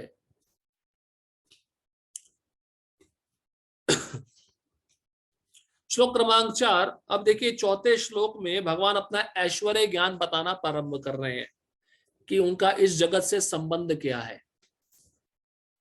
जैसे संसार में देखते हैं ना, पति पत्नी का संबंध, पिता पुत्र का संबंध, हाँ, वैसे भगवान का इस जगत से संबंध क्या है, संबंध ज्ञान बताने जा रहे हैं अर्जुन को।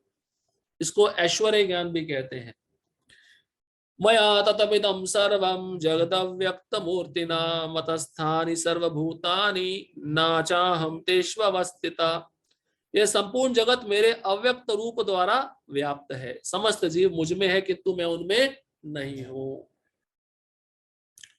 अब भगवान देखिए क्या कहना चाह रहे हैं, इसको थोड़ा समझना पड़ेगा। भगवान कहते हैं यह पूरा जगत अर्जुन जो तुम देख रहे हो मेरे अव्यक्त रूप द्वारा व्याप्त है। मतलब मैं इस जगत में रहता हूं लेकिन दिखता नहीं हूं, लेकिन सारे जीव मुझ में है, मैं उनमें नहीं हूं। इसको क्या कहते हैं, अचिंत्य भेदाभेद। भगवान है भी और नहीं भी। तात्पर्य भगवान की अनुभूति स्थूल इंद्रियों से नहीं हो पाती। कहा गया है कि अतः श्री कृष्ण नामादि ना भवेद ग्राह्यम इंद्रिय सेवन मुखे जीवादो स्वयमेव स्फुर्त्यता।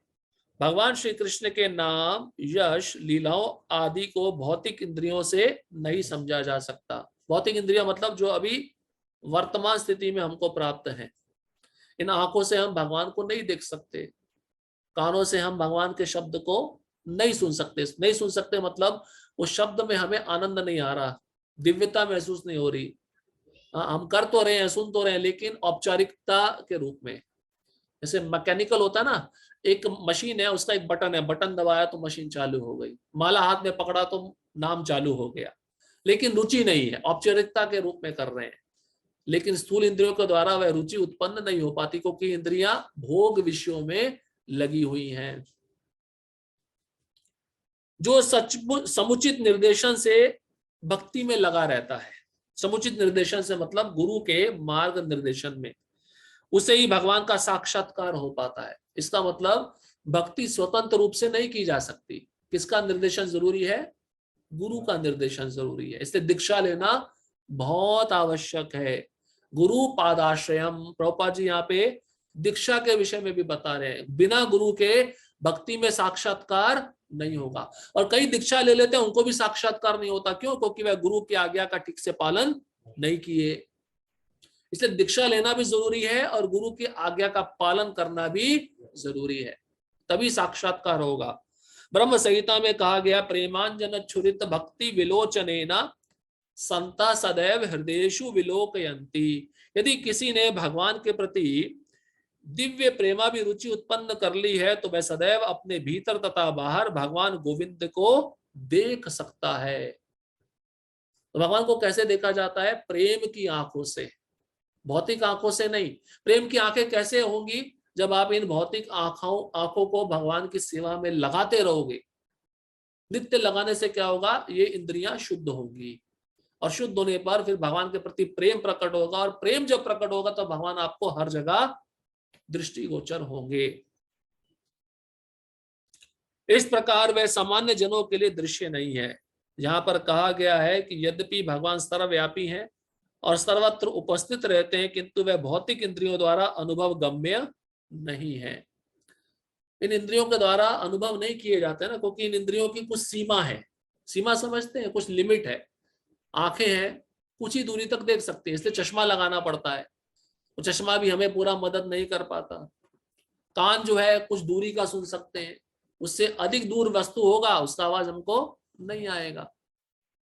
तो मतलब इन इंद्रियों के द्वारा, इन भौतिक इंद्रियों के द्वारा कृष्ण को कैसे अनुभव किया जाए, संभव ही नहीं है। इसलिए जब अर्जुन विराट रूप देखना चाहता था, भगवत गीता में अभी 11वां अध्याय आएगा, तो भगवान कहते हैं इन आंखों से तुम मेरे विराट रूप को नहीं देख सकते, इसलिए मैं तुमको दिव्य चक्षु प्रदान करता। तो भगवान ने जब दिव्य चक्षु प्रदान किया तब अर्जुन ने उस विराट रूप को देखा। इसलिए इन भौतिक इंद्रियों के द्वारा भगवान का नाम, रूप, गुण, लीला अनुभव गम्य नहीं है, क्योंकि भगवान कैसे है, दिव्य है। दिव्य मतलब इस जगत से परे है। तो भगवान को हमारी भौतिक इंद्रियों के द्वारा कैसे समझ पाएंगे, नहीं समझ पाएंगे। लेकिन जब इन इंद्रियों को हम कृष्ण की सेवा में लगाते हैं, जब इंद्रियां शुद्ध हो जाती हैं, तब हम कृष्ण को समझ पाने में समर्थ होते हैं। इसका संकेत अव्यक्त मूर्तिना शब्द द्वारा हुआ है। अव्यक्त मतलब नहीं देखा, अव्यक्त मतलब ना देखा, और अव्यक्त मतलब देखा गया। भले ही हम उन्हें ना देख सकें, किंतु वास्तविकता तो यह है कि उन्हीं पर सब कुछ आश्रित है। जैसे पहले भी बताया, धागे पर सारे मोती आश्रित रहते हैं, धागा नहीं दिखता। उसी तरह संसार की प्रत्येक वस्तु, प्रत्येक प्राणी किस पे आश्रित है, कृष्ण पे आश्रित है, लेकिन कृष्ण नहीं दिखते।